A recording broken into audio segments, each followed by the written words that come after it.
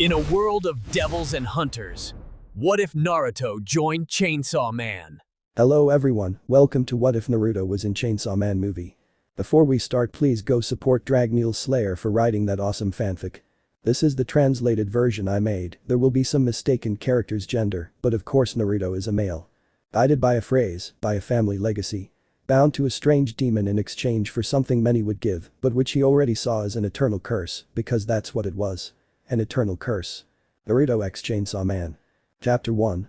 Feeling the air hitting his face, stirring his messy hair, a young man of no more than 17 years old stood on the ledge of a building, looking down at the city at his feet, hundreds of meters below him. He was dressed in a formal black suit with a simple white t-shirt under his jacket. A tie hung tightly around his neck, preventing the shirt from opening or being opened.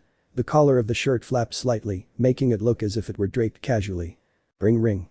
Blinking, the golden-haired boy reached for his right pants pocket. He looked at the number ringing, or rather, the name on it. He picked up the phone. Mashi Mashi. He'd stopped hearing that little song. If he remembered correctly, it was from an anime he'd finished watching with a coworker who was a fan of his secret hobby. And he wasn't an office worker who went to strip clubs like he'd seen several men do on cold nights. Hey. Are you busy? The golden-haired boy didn't react immediately. He didn't even move when a small dove flew through his messy hair, gently stirring it as if it were tiny strands of golden grass. Could the bird be trying to pick at some tiny bug hidden in his hair? The boy didn't know. No, not too much. I was just looking out at the city, enjoying the light breeze that blows through here, the young man replied, keeping his oceanic eyes on the city. Today is too quiet. And if you called, is something wrong? There was no response. He didn't move or put down the phone. He fixed his eyes on a specific building, a tall one full of windows. A true skyscraper that could be destroyed by a storm. And by some sixth sense, he believed that one was going to fall on him soon. He hated getting very wet. There's a large group of zombies in the enormous building in front of you. People are being chased, transformed after being bitten. The survivors are falling one by one. Is there no one else available? Surprisingly, Makima has taken control and sent a strong contingent after someone special. I see. He remained silent for 7 seconds. He kept his eyes fixed on the designated building, the same one he'd been staring at. With a sigh, he took a step that placed him on the edge of it. If there's no one else and Makima's taking her experiments, which are more like dogs than anything else, the young man took the tie in his right hand, holding the cell phone to his ear with his left. I'll take the job for all of you. I want some extra money today. I'm on overtime. And you know how he gets if I'm working overtime. Ha. Will you talk to Makima about it? You're my boss. I don't serve anyone else, remember? That's our contract. You command, I obey, and I take whatever you want. Crash. The sound of the fabric moving reached the person on the other end of the line. Are you serious? If I were serious, the whole city would probably have to be evacuated, he declared, tossing his tie aside. And that's something you know inside out. Okay, go ahead. Save everyone you can. Don't stop. Don't hold back. Survivors are the priority. That's something I constantly remind myself of, the boy murmured and closed the phone. The dark jacket ended up on the roof, caught on a piece of iron. I smell fear. Desperation. In a world full of demons, well, I'm a peculiar one indeed, as my old teacher pointed out. The boy took another step. There was no ground, only air. He fell toward the ground, feeling the wind hit his face, blowing his hair back. A wild smile played on his lips. Maul. He ran. His legs ached, screaming for him to stop, to rest. But he couldn't. His mother had ordered him to run, to save himself. He'd even left Poppy behind, his little stuffed seal that he'd carried with him for years, ever since he could remember. He couldn't remember a time when he wasn't with her or when he was separated from her. Mom. Little brother. I can't leave you. Those words were in his head, constantly revolving around him. He couldn't think of anything else, and they were accompanied by images of his mother being bitten by those monsters, those zombies, as his father once called them. But why hadn't public security sent a demon hunter? That's what the government did in similar situations, along with sealing off the area and keeping passers-by away. But she was being chased by a horde of demons, zombies who wanted to devour her and probably turn her into one of them. As were his brother and his mother. I can't let myself die. She turned down a hallway. And it was the worst thing she could have done. She felt her eyelids open completely, revealing her entire eyes. I was at a dead end. Help. She turned. She heard the shuffling, the skin brushing the floor, the heavy, almost tired footsteps. There they were. She couldn't see them. But she could hear them. Murmurs. Chirping. Wailing. The zombies were going to appear at the entrance to that hallway and cut off her possible escape route. She couldn't run. She would either die or remain a demon forever. Aid. She, a mere child, felt her eyes fill with tears. She saw her brother's disfigured face crawling in. Beside him, she saw her mother's auburn hair, the one she inherited. And all the other zombies came in after. Am I going to die? Yes, I'm going to die. I won't live longer, but I'll be reunited with my family. Will I be a wandering monster like them? At least we'll be together for eternity. Slash. She opened her eyes. Something elongated passed between the zombies, sticking at the end of the hallway, right behind her. Bruck. Soon, he saw the zombies being cut down, their limbs splattering the ground, the dark fresh blood escaping from their severed bodies. At least I hope my shoes suit me too. Plock. Standing there, she saw a young man walking over the corpses of all those zombies, wearing a formal suit, without a single stain or wrinkle. Blonde hair fell over his face, touching his eyes, which were like two blue sapphire stones. That young man didn't seem bothered. That's disgusting. The cleaners will have a lot of work to do tomorrow, the boy declared, stopping in front of the girl. Sapphire and chocolate clashed for a few seconds, a fleeting moment. Are you okay? Any acquaintances among them? And she, without really knowing how, could only cry and break down, clinging to the boy in front of her. She closed her hands over the male figure's shirt, soaking his white shirt. Cry, the boy placed his hand on the girl's head. Tears. Yes, crying was normal. You didn't have to be a man or a woman, a child or an adult. Crying was something that made you strong. He understood that over time, crying over the graves of those he loved. Cry now and don't hold on to the sadness, child. Everyone cries. Everyone suffers. Showing it only makes you stronger. That's something my mother told me and all of us Uzumaki follow to the letter. Cry today and get stronger to stay alive. They wouldn't want you to die. Lowering his shoulders, the young man named Uzumaki wrapped his arms around the girl's body, holding her close to him, remembering his mother's last words. Naruto. Hey Naruto. We are Uzumaki. We cry to be strong. We cry to gain the strength others lack and protect them from this cruel world. Be the one who creates light in the eternal darkness, be the watchman for the lost. Do. Leaning against the wall, Naruto kept his arms crossed over his chest. He had abandoned his uniform jacket in that building, as well as his tie, and, to his misfortune, his shoes were now completely splattered with the dark foul-smelling blood of the zombies. Some of the rotting flesh of these beings had remained on the soles of his shoes. He had been forced to take them off, so now he was barefoot. The whole job was crap. Hearing a door slide open, Naruto raised his head slightly. He was at the hospital. He took the little girl to a psychological ward the government maintained for cases of attacks by demons or monsters from hell. He'd been there himself, undergoing therapy for a while. Not that it worked too well for him, anyway. He never had a problem accepting death because of his family. But the government forced him to take the therapy. The girl is sedated, don't worry, the woman told him. Naruto looked at the gown. She was the one he saw every time he took a child to the hospital. You're the only one from public safety who comes around here. That's because I'm not like the rest, Nagasaki. Naruto raised his hand, catching the soda can the woman threw at him. Nagasaki was a brown-haired woman. Naruto had never seen her with anything other than a ponytail and glasses covering her slanted green eyes, with a curvaceous body that attracted the attention of many men. Him included. I see, the woman took a pack of cigarettes and a lighter out of her robe pocket. She offered him one. 133 children. That's how many you've saved these past 3 months, Naruto. Naruto took the cigarette with the index finger and thumb of his right hand. He held it toward the flame of the doctor's lighter. There are too many, he admitted, briefly remembering how the last girl had clung to him. He could still feel tears soaking his shirt and skin and sobs filling his ears. It's a shitty job. It's a shitty world. Nagasaki placed the cigarette between his thin pink lips. With his other hand, he brought the lighter closer and lit it, drawing lightly and allowing the flame to gather strength. The world is a piece of shit, at least since the demons gained strength and meaning in our lives. Why are they here? What are they looking for? I often wonder, but the answer escapes my fingers like the crystal clear water of a lake. Are you overthinking it? You're not even public security. But I see the ravages of their passage through the world. Hundreds, thousands of people suffer the after effects of a demonic attack, and the government can only provide this, a small section in hospitals, the woman declared, letting smoke escape from between her lips. And you don't know how much people suffer. Nightmares, night terrors, phobia of the night or the outside world. Naruto didn't respond. His only movement was to bring the soda to his mouth. He agreed with those words and with all the conversations they'd had. With 133 cases he'd brought her, they'd had plenty of time. And those were only recent ones. He didn't want to revisit the ones he'd completely salvaged. But Naruto hesitated for several seconds. If the government could have, they would have removed the demons from the world. That's what we hunters are for.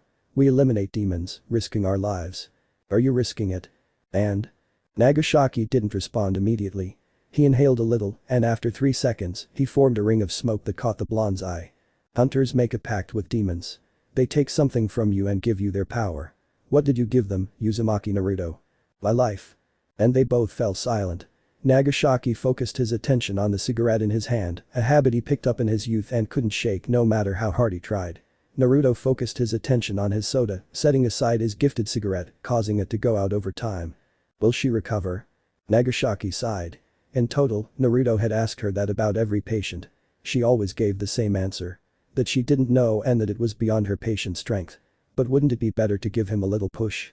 Each time, the hunter had become a little more somber, as if something about demons had been on his mind. And she didn't want that good boy to die because of her words. She's strong enough. Her relatives probably pushed her down that path, even though they knew they were going to die. But no one wants to see their son or daughter die with them, he murmured, flicking the ashes to the ground with a light tap on the cigarette. This girl. Well, she's been through a lot of trauma. She lost her mother and brother. You saved her just as her brother was about to take her. That'll be on her mind for a while, and she'll need help. He cracked his neck a little. Will you come see her? He lowered his arm, separating the can from his lips.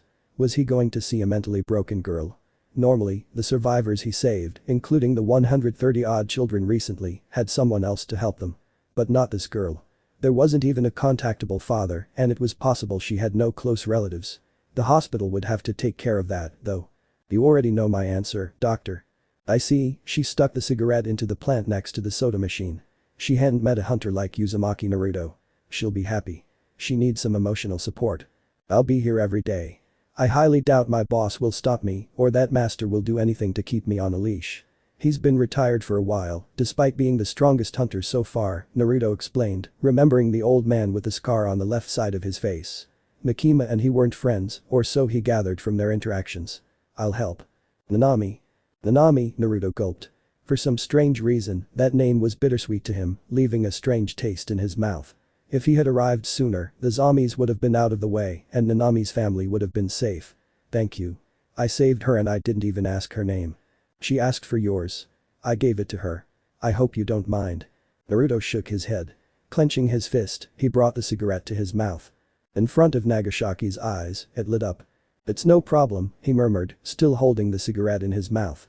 My name has no power. I'm a shadow. Even though I use it, few truly know it. I hate it when you get like that, boy. Both Nagasaki and Naruto nodded toward the owner of that sullen voice. The Uzumaki removed the cigarette from his mouth and slightly lowered his lips and eyebrows. It's you, old man. In front of them both, a white-haired man stood. On the left side of his mouth was a very distinctive scar. Over his clothes, a trench coat reached his knees. Chiko. The man stared at the woman for exactly 7 seconds. Nagasaki understood that she had to leave, and with a slight gesture to the boy, she walked back to her post. If you've come it's not for anything good. That's not exactly it. Makima has taken the chainsaw, the man reported. Naruto sighed at those words and squinted at the man. You got him. Makima's up to something. Yes, that's something I've picked up on for a while. But what is it you want? Uzumaki Naruto.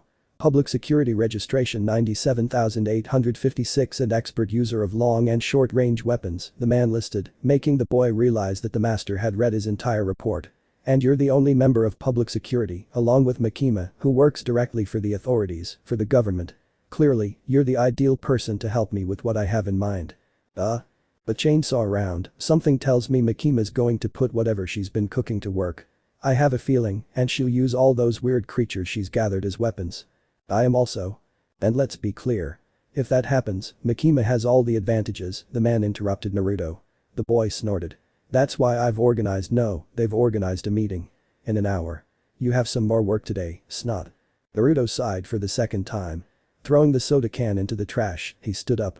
But I need some shoes. 3. He tugged at his tie. With somewhat tired eyes, he looked at the enormous oak door in front of him, with 2 thick leaves that probably wouldn't be removed by an explosion and would serve as a refuge for the higher-ups. Naruto himself thought of the few times he was called to that room, where there was a small dais with a few high-level members of national security. If he remembered correctly, even an envoy from the same government would be waiting as a witness. Naruto sighed and lowered his head, running his hands through his messy hair. He looked like a simple office worker about to have an interview with his boss and, probably, be on the verge of being fired. But that was far from the truth. As the master had pointed out, he, like Makima, had a certain autonomy within the demon hunters serving in the public security service, which allowed him to perform certain actions without the stifling control that other members were feeling. Even Makima, with her unit full of demons, was being pressured in some ways. But Makima being who she was, the pressure on her would be completely insignificant. Anxious. Beside him, Master stood with his hands in the pockets of his trench coat.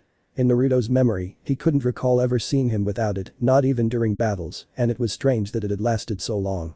But it must have been made of good material and should protect the man if he hadn't changed it. This isn't my first time here. Naruto clasped his hands together, placing them in front of his face. He didn't take his eyes off the thick door for a second. Slowly, he noticed the imperfections, how the wood was missing small pieces, and how some cracks had begun to form over time. True. 3 times before this. One for the death of your partner and another for your insubordination, right? The boy grimaced, slightly discomfited. Master didn't try to dig deeper, but he already knew the details of the accusations the higher-ups had leveled against him as a way of bringing him down. Despite all of this, Naruto remained loyal to national security. Naruto didn't respond. He remembered those incidents all too well, especially when one of them involved the death of one of his comrades. At that time, he had simply destroyed the demons and taken the heart of the leader of that horde, regardless of what type of demon he was. He killed them all. Anything I should know, Master?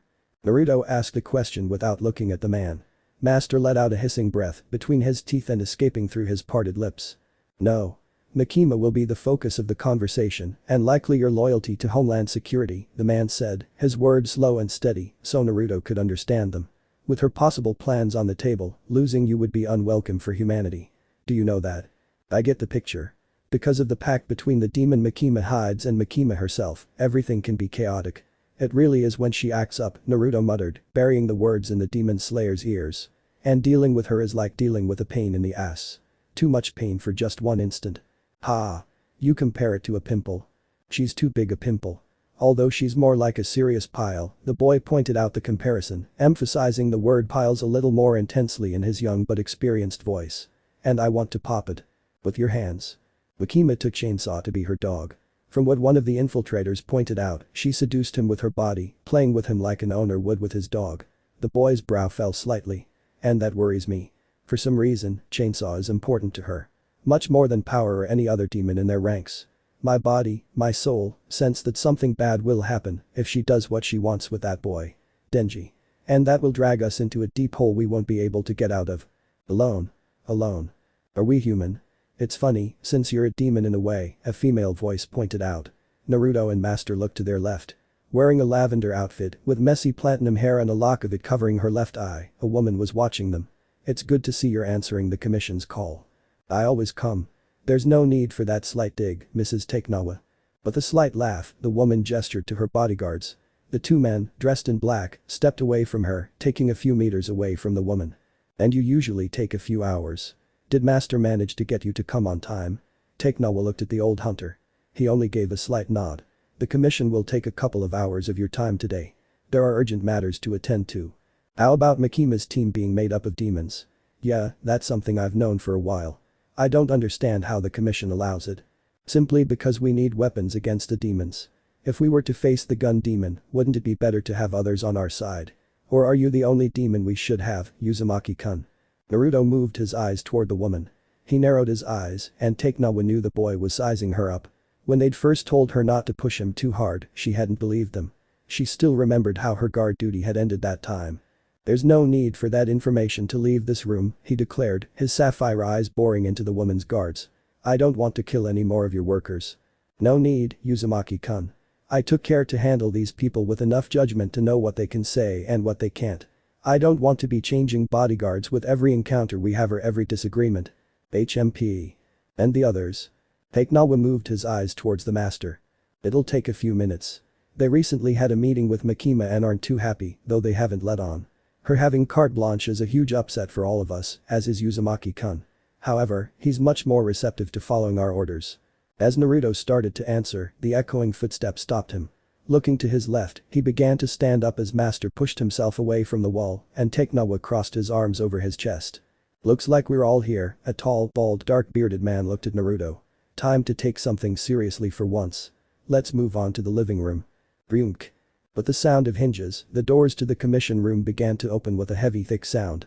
Naruto wasn't surprised when only a table and about 5 chairs decorated the enormous room with white walls and elongated windows. Slowly, the members of the commission entered. "You're sure?" Naruto looked at the master. "What do you mean?" Maestro sighed and rubbed his forehead. He wasn't a green, idiotic young man like many of the current members of national security. For some reason, he was the only one to reach a truly advanced age and couldn't be mistaken for a pubescent. "Leave that aside for a moment. If you enter, you'll be up against Makima and all her allies," he said, catching the boy's attention. "That's what I mean.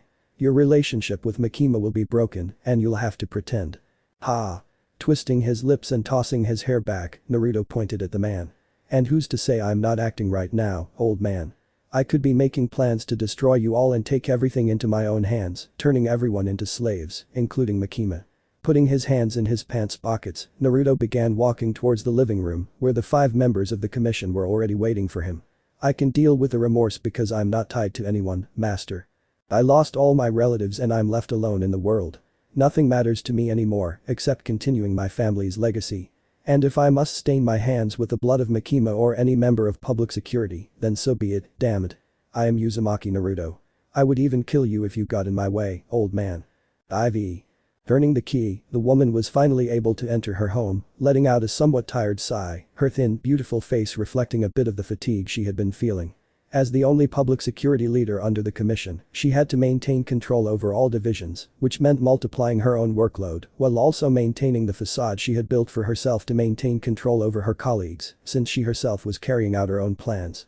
The highlight of the day was Denji, the country boy who had taken the chainsaw demon's heart and with whom the boy had fused without any fear, as if he knew him. In fact, the boy seemed to call him Pachita, if she remembered correctly. The mention of breasts was also a recurring theme and she, as a woman, used it to keep the demon boy happy, seducing him.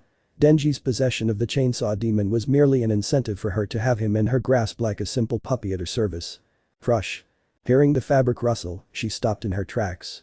Raising her hand, she flicked the switch with her right thumb. She narrowed her eyes and then lowered her arm, only to see who had made the startling sound. "You're being too insistent. Back at my house. That's not what I expected when I came home. By the way, what about my dogs? I don't think you harmed them, but I wouldn't forgive you." Shaking his head, Naruto's sapphire eyes stared into the woman's yellow and red ones. Naruto began to stand, and she wasn't surprised when she saw that the boy was completely naked, his upper body showing off his muscles well formed from training. Small scars remained visible. "I thought you needed a break," he replied calmly, walking toward her. "Makima, being the way you are can be very stressful, can't it?" Makima didn't respond. Slowly, she took off her uniform jacket just as Naruto stopped in front of her. He was taller. Exactly ahead, which forced her to raise her head, causing her light brown hair to sway slightly. "I found an interesting boy," she felt Naruto's hands grab her waist. "Denji. He's got a demon who hasn't appeared for a while. I think he's been searching." "He did it. You asked for it in a way," Naruto replied, pulling the woman against him. Makima couldn't respond as she locked eyes with the boy. "And now you have it. Chainsaw, right?" "Yeah." Makima closed her eyes when Naruto's lips touched hers. It was only for a few brief seconds, exactly 3 seconds, not a thousandth of a second longer.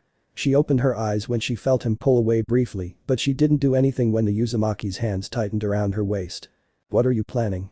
"I want to expand the strength of the 4th division," she replied. Naruto didn't show any sign when Makima removed her hands from his waist, but he was delighted when she began to pull the knot of his tie down, untying it completely and letting it hang down. "With Denji, we now have another strength. Going after the gun demon might be a good idea now." Makima took the tie and pulled it to the right, clearing the way for the buttons. She didn't have to ask and watched with satisfaction as Naruto began to remove them with deft, swift fingers and the confidence of someone with experience. They were not joining together for the first time. That's a good thing. Especially if the commission allows something like this to happen even under their noses. Allow a group of demons who could turn on them, including someone with chainsaws. Of course, I'd just kill them right away. Click. Makima didn't look. Naruto looked. With the click of the last button, the shirt fell open, revealing the boy's perky, youthful breasts, covered by a black satin bra that seemed to have been put there only for him to take off once he saw it. In fact, that was what came to his mind. "Take them off," he repeated to himself. "But they see it as a good thing for the greater good," Makima replied, grabbing the hem of her shirt. Naruto began tugging at his own belt. Protecting people is more important than protecting themselves, or so they make it seem. The truth is, they're counting on me specifically, expecting me to do nothing. Naruto threw the dark belt to the ground. Makima's swift hand shot out and she felt him grab the crotch of his pants, beginning to unbutton them. That's how public security should act, right? Like the heroes of the world, even if the demon hunters are the ones who bear the brunt. That's why we work and are under the orders of the commission. We risk death, yet we represent the government and we're the figureheads they use to claim they're fighting demons. You're clever on your part. You've become perceptive. Makima stopped her hand and moved the other one. Using both, she pulled the boy's pants and boxers down. She didn't seem surprised when her lover's manhood appeared before her eyes. He didn't even blink. I learned from the best. Naruto lifted first his right leg and then his left, leaving the limp pants on the cold marble floor next to his underwear. With some effort, he removed the dark socks from his feet. He was naked. Of course. Makima tugged at her belt. Or rather, she would have if Naruto hadn't stopped her. She looked at the boy and he took her hand, interlacing their fingers. Using his left hand now, he removed the belt from Makima's pants and dropped it to the floor. You're warm. I'm wondering the same. Naruto made the same movement. The scraping of the fabric against the floor was heard for the second time in that room, leaving Makima now in black satin underwear. Makima pushed Naruto. He felt his legs hit something and was soon sitting on the couch he'd used earlier. Unable to move, he watched as the woman removed her underwear and admired her naked body. There were no imperfections. There were no scars. Makima's white skin was a temptation for anyone to kiss, caress, or touch with skillful, confident hands. She wasn't a body to be mistreated by rough or unsafe hands. He sighed when he felt Makima's hand on his member. What are you doing here, Naruto? You don't usually show up much and it's already been 7 times this month, she murmured in a soft voice, waving her hand up and down. I have certain feelings. You know, last time, they died with a really powerful demon. If you hadn't shown up, I'd probably be dead. Naruto fell silent as Makima's free hand began to caress his chest. He could feel her fingertips against his skin. It was a strange contrast. His skin was warm and hers was completely frozen. In a way, I love your feelings. Whenever you have them, you come to my house. Although I don't know how you do it with my pets. I'm good with them. Makima stopped moving on her lover's member once it was erect. Fearlessly, she swung one leg over Naruto's stomach and straddled him. Using her right hand, she guided the Uzumaki's member to her own vagina, letting out a slight sigh as it began to enter her. It almost seems like they love you like they love me, Makima adjusted herself. Naruto moved his hands and placed them on the woman's buttocks. And I hate sharing my pets, even with you. I never know how you're going to act. Yeah, me neither. They both silenced each other with their lips, flooding their mouths with each other's tongues in a light dance. Meanwhile, Makima began a slight circular motion of her hips shortly before beginning to move up and down. There were no sounds. The slight creaking of the springs masked the soft moans of both lovers as the moon appeared through the window, creating a strange contrast. Naruto clung to Makima. Makima did it to Naruto. They both loved each other. But they both secretly hated each other. With a slightly annoyed look, Naruto looked at his blood-covered right arm, falling beside his completely inert body, with a trail of blood falling from the same limb, with the sleeve of his shirt completely destroyed and a really large cut on his arm. The demon he had gone to hunt, called the Axe Demon, had managed to land a direct hit on his arm, which was annoying and forced him to hide.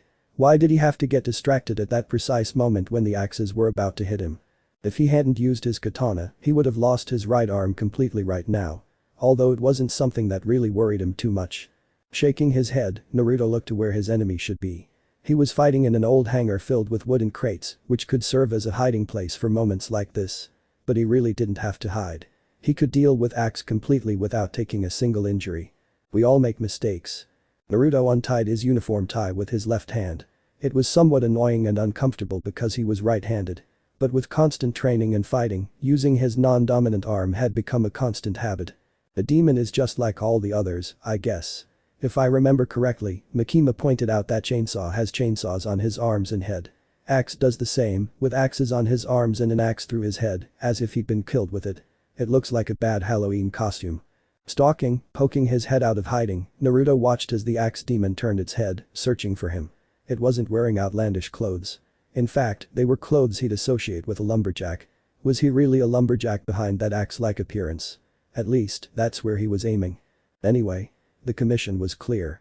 No hostages and no new recruits for Makima. I must kill this demon as soon as possible and go back for some ramen. Sighing, he moved his left hand to the handle of his sword.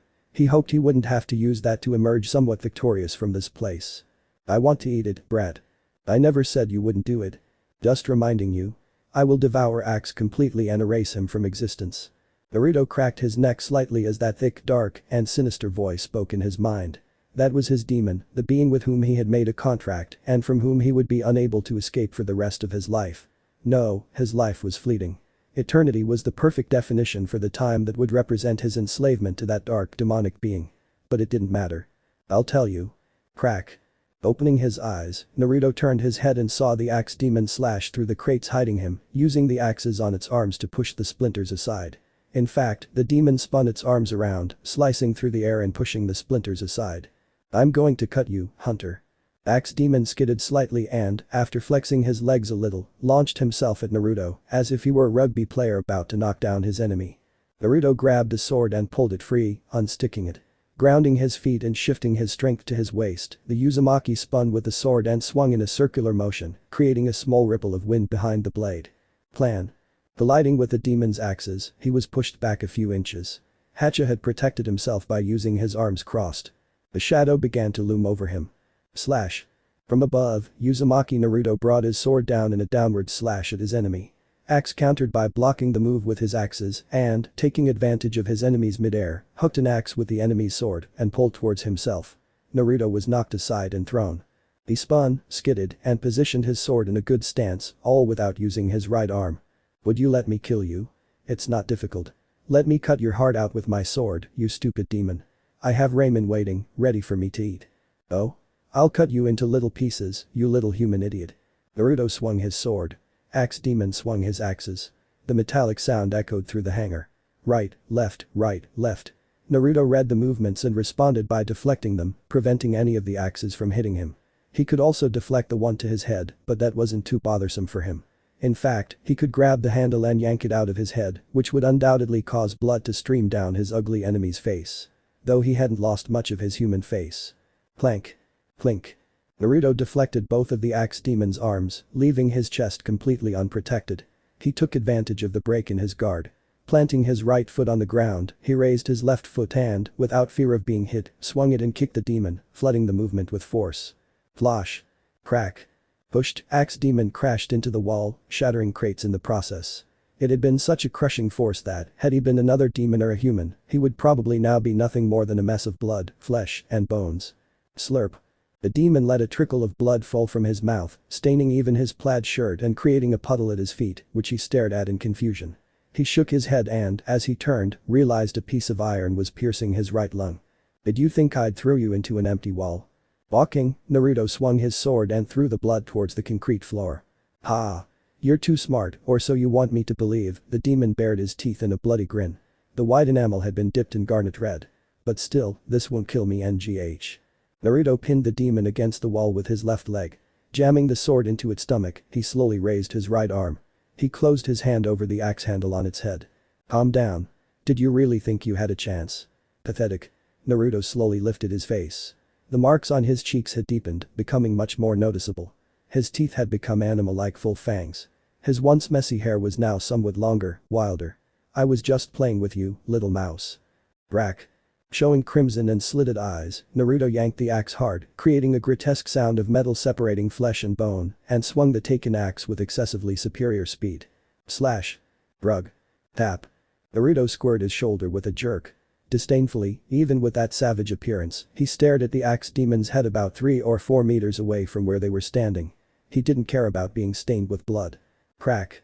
He slammed the axe into the wall, creating a fissure and surrounding cracks. This for me. Without fear, moving his right arm and showing the claws that were his nails, Naruto put his hand right into the axe demon's chest, feeling the organs and blood, piercing the bones of the ribsage without fear. I'll keep it. And he threw. Rah. In his hand lay the heart of the axe demon. Bye. Naruto sat with his chair turned around. His chest was leaning against the back of the cold moored chair, and his arms hung down in front of him, his fingers lightly brushing the cold bars of the backrest, but not giving it much thought. Right in front of him, 2 meters away and on a cold metal stretcher covered with a sheet, the body of the axe demon rested peacefully, lifeless. The head, separated from the body, was to the right of the body, on another stretcher, while the heart remained on ice in a bucket beneath the second stretcher, still beating. You must be gagging right now, boogers. This is really stinking too much for even my liking. My sense of smell, like that of canids, is highly developed. And I'm a demon, too. I can't keep my sense of smell focused for long in places like this. Naruto didn't respond for the next few seconds. Keeping his blue eyes fixed on the corpse of his most recent enemy, he began to push his own mind through possible paths to take. That demon hadn't been normal, and the coroner would soon find what had seemed strange. No demon before had ever been half-human, aside from Power or Denji, the chainsaw boy, recently. Did you notice? That repellent feeling that accompanies the vixen you sleep with. Slowly, behind the Uzumaki, the shape of a fox took shape. A long, sharp-toothed snout rested on the blonde shoulder, then revealed crimson eyes like blood itself. He tried to control us. Naruto didn't respond to those words either. Yes, as his partner had said, he felt that electric shock that ran down his spine when he was in Makima's company. In fact, it was a recurring thing while he was with her, whether or not it was intimate, as if she were trying to treat him like a simple animal she wanted to put on a leash and make her slave. That was the feeling being with Makima gave him. Strangely, he couldn't simply leave her, no matter how much he wanted to, and copulation was a constant occurrence for them. The working relationship had degenerated into something animal and primal, which he accepted without further ado, without complaint, without seeking anything beyond simple copulation. It's not like he wanted to be with Makima romantically, either. It would be strange and unnecessary for him, as demonstrated with his first girlfriend, who ended up dying from a demon. Makima was a hunter, the leader of the hunters serving under national security. Or at least, if not the leader, she represented them all before the commission. Of all of them, with two exceptions. Him, Uzumaki Naruto, and the master, the man who would never give his name to anyone he didn't trust. Not even Makima or the commission knew that, from what he understood.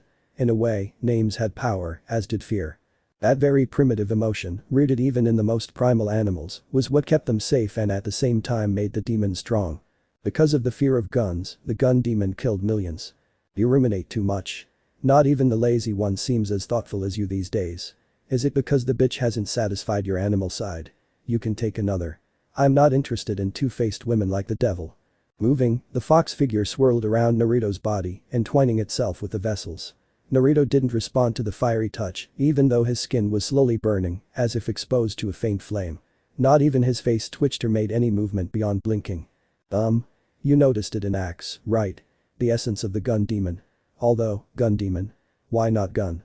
His origin form is that of a walking weapon, powerful, cruel, and destructive with the use of any weapon in this world. I don't name names. Your hell, its creator does, Naruto replied, lightly covering his mouth with his clasped hands, observing the inert figure of the axe demon. You shouldn't ask me for explanations, Kurama. Letting out a snort more like a growl from his side, the fox demon finally separated from his vessel, walking like an ethereal animal towards the inert axe demon, sniffing, searching among that cold demonized body. Demons here and there. Humans fear them, and if they don't, they become weak. Just like legends or myths. The more people believe, the more likely they are to be real. Axe. Gun. Chainsaw. Sword. Arrow. No matter the name, those who are half-human will be more driven to battle by their own feelings. That's what keeps you, Uzumaki Naruto, from having to use fear to be strong. That's not what you explained to me when we made the contract, he murmured, blinking only once after barely 30 seconds. You said fear kept you going. That's certainly true. But you see Chainsaw? He'll stand firm by following his own feelings. That's something he'll do, and even if people don't hate him, he'll definitely fight. Naruto sighed. Who was Chainsaw? For some strange reason, Kurama was praising that demon in a certain way. And Kurama wasn't praising anyone, not even him, who was his companion, which made him seem even stranger and more awkward. Who is Chainsaw? Let's just say he's the demon hunter within hell. He kills and destroys the weakest of the species and becomes completely hated and despised. I don't care what he does, as long as he doesn't enter my domain or bother me, because I'll devour him when that happens. And then no one will stop me. I see the stress of not eating is affecting you this way, he pointed out, watching his companion growl and seem irascible when he didn't normally behave that way. Something you're keeping to yourself. I don't like secrets, Kurama. The nine-tailed fox flicked its tails, slapping Naruto with a light warm breeze. The boy wrinkled his nose and watched, having recovered, as Kurama stood next to the axe demon stretcher, nuzzling his snout against the latter's arm. Let's just say I'm not too keen on seeing humans turned into demons like this, brat. Something or someone is pulling the strings, and I hate overworking. I prefer to stay rested and not move around too much. Naruto couldn't answer. Kurama disappeared, and the sound of the door slamming against the wall brought the hunter's attention to the threshold.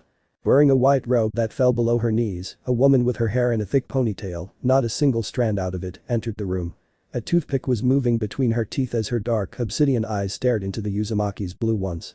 I have what you asked for. Tap. Naruto saw what was thrown. Lowering his eyebrows to form a contorted face, he looked at the fragments of that transparent bag that the woman had left on the axe demon's stomach. All? The ones Division 2 collected, the woman said, removing the toothpick from her mouth with a small movement.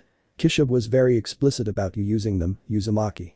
We can't deal with a problem when we're just getting started with Makima. The old man is always worried, his head full of his own shit and problems, the young man said, standing up from his seat. I'm not an idiot. I'll be careful how I use the pistol fragments and hide them from Makima or any demon from an enemy faction. You can count on my utmost discretion. Not even the commission knows about these fragments, Uzumaki. Once the moves are made against the pistol, you'll likely end up in the middle of the war. With his arm extended and his hand about to take the bag the woman threw, Uzumaki Naruto stopped. That doesn't matter. Protect, save, and avenge. That is the motto that burns in my heart, with which I will fight the demons. He closed his hand over the small fragments that he would soon use to guide Makima and her dogs towards him, for he knew she would use the special Division 4 to deal with the pistola, and he would take that to see Makima's deck. Tell Kishub that I will protect the world at the cost of my life. Self-sacrifice is for idiots. Placing some flowers in a vase filled with fresh water, Naruto let a sigh escape his lips as he looked through the window of that room. There was nothing remarkable about the outside or the inside of the room. A vase, some flowers, and the equipment befitting a hospital were what adorned the room inside. Outside, a small cherry tree was being crowned by tiny reddish sparrows, as if they came from autumn itself. You have come. Uzumaki didn't respond for 2 seconds, the time it took to finish putting those sunflowers in the vase and filling it with just enough water. Afterward, he just moved his lips gently. I said I would come. Separating Nagasaki and Naruto, a single bed filled the room. On the bed, covered by a cyan sheet, a mahogany-haired girl slept peacefully, connected by several IVs extending from her arms to the devices near the bed itself. That was Nanami. And Naruto rescued her exactly 2 weeks ago. I didn't expect it. After your slightly empty words, I didn't expect anyone from public safety to actually keep their word. Everyone says one thing, but does another. Nagasaki closed the door behind him, creating a faint echo that resonated through the hallway. It wasn't loud, so Nanami could continue resting. Modulating his voice, Naruto proceeded to answer. I always keep my promises, even if they're impossible, she assured him, turning to the doctor. Nagasaki had focused on examining the girl. And it's something I swore to my mother. Very noble of you. Promises to the dead are forgotten all too quickly, Uzumaki, the woman said. Jotting something down in her notebook, she fixed her eyes on the boy. And nobles die in seconds. Naruto remained silent. They screwed you, snot. You hunt demons. You fight, you risk your life. Allowing yourself to be noble in a world like this ends up making you a clear target for your enemies, and one day, your loved ones will end up being affected by your noble choices. Maybe Nanami deserved to die, he murmured as he looked at the girl. Naruto looked at her. You can't know if your noble actions will negatively affect other people. She was separated from her family. Now, will you force her to live without them? That's something she'll end up doing. Naruto leaned against the window of his room, putting his hands in his pants pockets. He wasn't wearing a jacket. Her family wouldn't have wanted her to commit suicide. It's a fact. I don't even need to ask. A mother always looks out for the safety of her children, whether they're young or old. He waved his hand and showed a pack of cigarettes. May I? It's a hospital. TCH. Naruto put the pack back in his pocket but took one of the cigarettes and placed it between his lips. He'd rather feel something calming than nothing at all. Did you lose someone, Uzumaki-san? Yeah. Was his terse monosyllabic response. Biting the filter of his cigarette, Naruto closed his eyes for several seconds. In his mind, it seemed like hours, but on the outside, it was only seconds, not even 10. During those 10 seconds, Naruto remembered his mother, a beautiful woman with fine hair made of threads of fate, with eyes that looked like precious stones shining brightly. And he couldn't forget that fun, energetic smile she always gave him, as well as many others, but to him, she was special. She was his mother, after all. Naruto. Hey Naruto. We are Uzumaki. We cry to be strong. We cry to gain the strength others lack and protect them from this cruel world. Be the one who creates light in the eternal darkness, be the watchman for the lost. Naruto opened his eyes. He was out for only 10 seconds, but it felt like hours, days. I hope Nanami can overcome it like you, Uzumaki-kun. Naruto grimaced slightly. No one ever got over the loss of family members. Not even the coldest soul could get over the death of a loved one unless they had no feelings. She'll be strong. Much stronger than us, he ran his tongue around, feeling the cigarette in his mouth. He needed to smoke it. It's an irrefutable fact that those who go through extreme situations become much stronger than the rest of us. I want to see with my own eyes if Nanami really is as I hope, strong and tough. Do you want it for public safety? Being used as a disgusting, emotionless weapon. Even I have feelings, Naruto reproached, staring at Nagasaki with his blue eyes. I'm a demon, but one with a certain code of honor that doesn't allow me to use children in my battles. Although I can't guarantee that others won't use them. So, you know. Yes. I smell it. With 2 light taps, Naruto made Nagasaki see his nose. I'm a bit of an animal. I smell certain things easier than a mere human, and the demon blood on Nanami is one of the things I can smell. Aren't you going to take it for the government? No. I'm not a government dog. I have my own direct contractor, which is what pisses off the commission and Kishib, the blonde man said, crossing his arms. The Emperor of Japan himself hired me. I serve only him, no one else. Should you reveal that information to a mere civilian?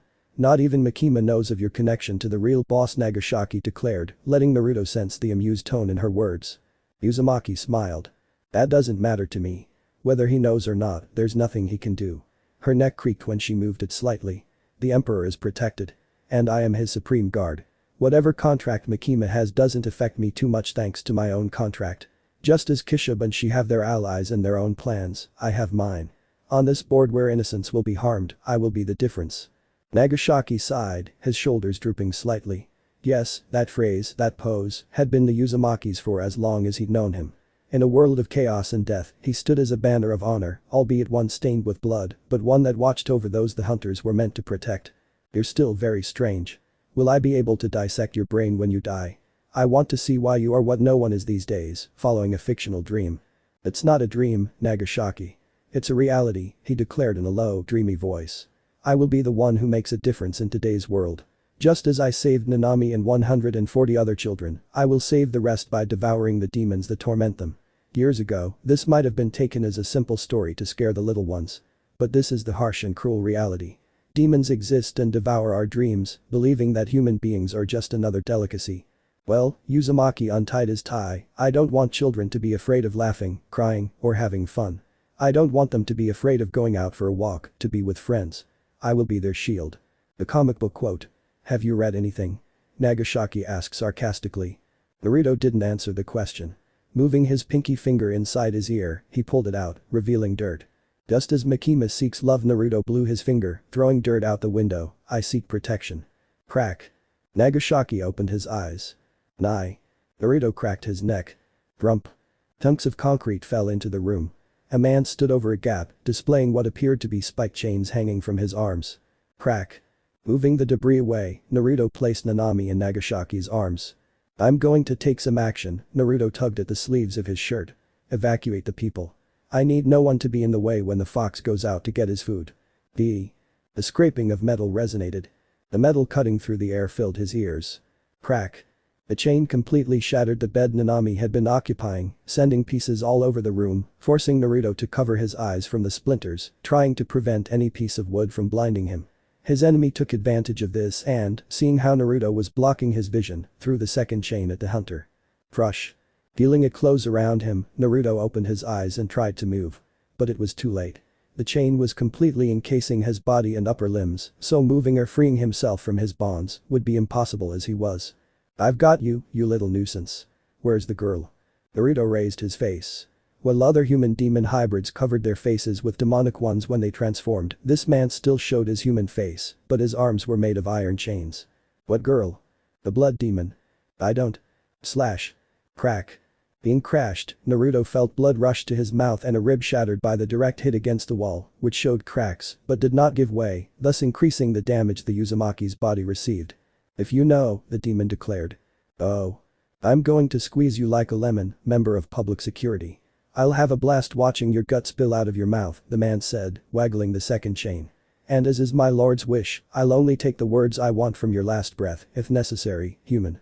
On his knees, Naruto soon felt his body being yanked from its position and his back being hit by something hard. It didn't take him long to realize he was embedded in the ceiling, his back pierced by small pieces of debris that were slightly restricting his ability to climb back down. Rush. The chain demon moved his arm, retracting the chain. Naruto was lifted from the ceiling and within 2 seconds was standing in front of his enemy, receiving a knee to the pit of his stomach, causing him to spit blood after the blow, with his opponent's knee still in his stomach. Without waiting for a response, the demon moved his arm and pulled the hunter against the bedroom door. Crack. Naruto crossed his arms in front of his face, covering it. As he moved forward, he felt it slice through the air, shatter medical equipment, and finally crash into the wall opposite the room Nanami occupied. "See, you little shit. Give me the girl." Supporting himself on his right leg, Naruto began to stand up. Apparently, the chain demon's chain had a length limit, which was fine with him, as he had managed to slip out of it. "However, if I think about how to act, it will catch me." He raised his left hand. He ran it over his lip. He looked at the back of his limb. Blood. Unconsciously, Uzumaki Naruto ran his tongue over his lower lip, feeling the blood that began to flow from the wound on his broken lip. "Aren't you saying anything, Hunter?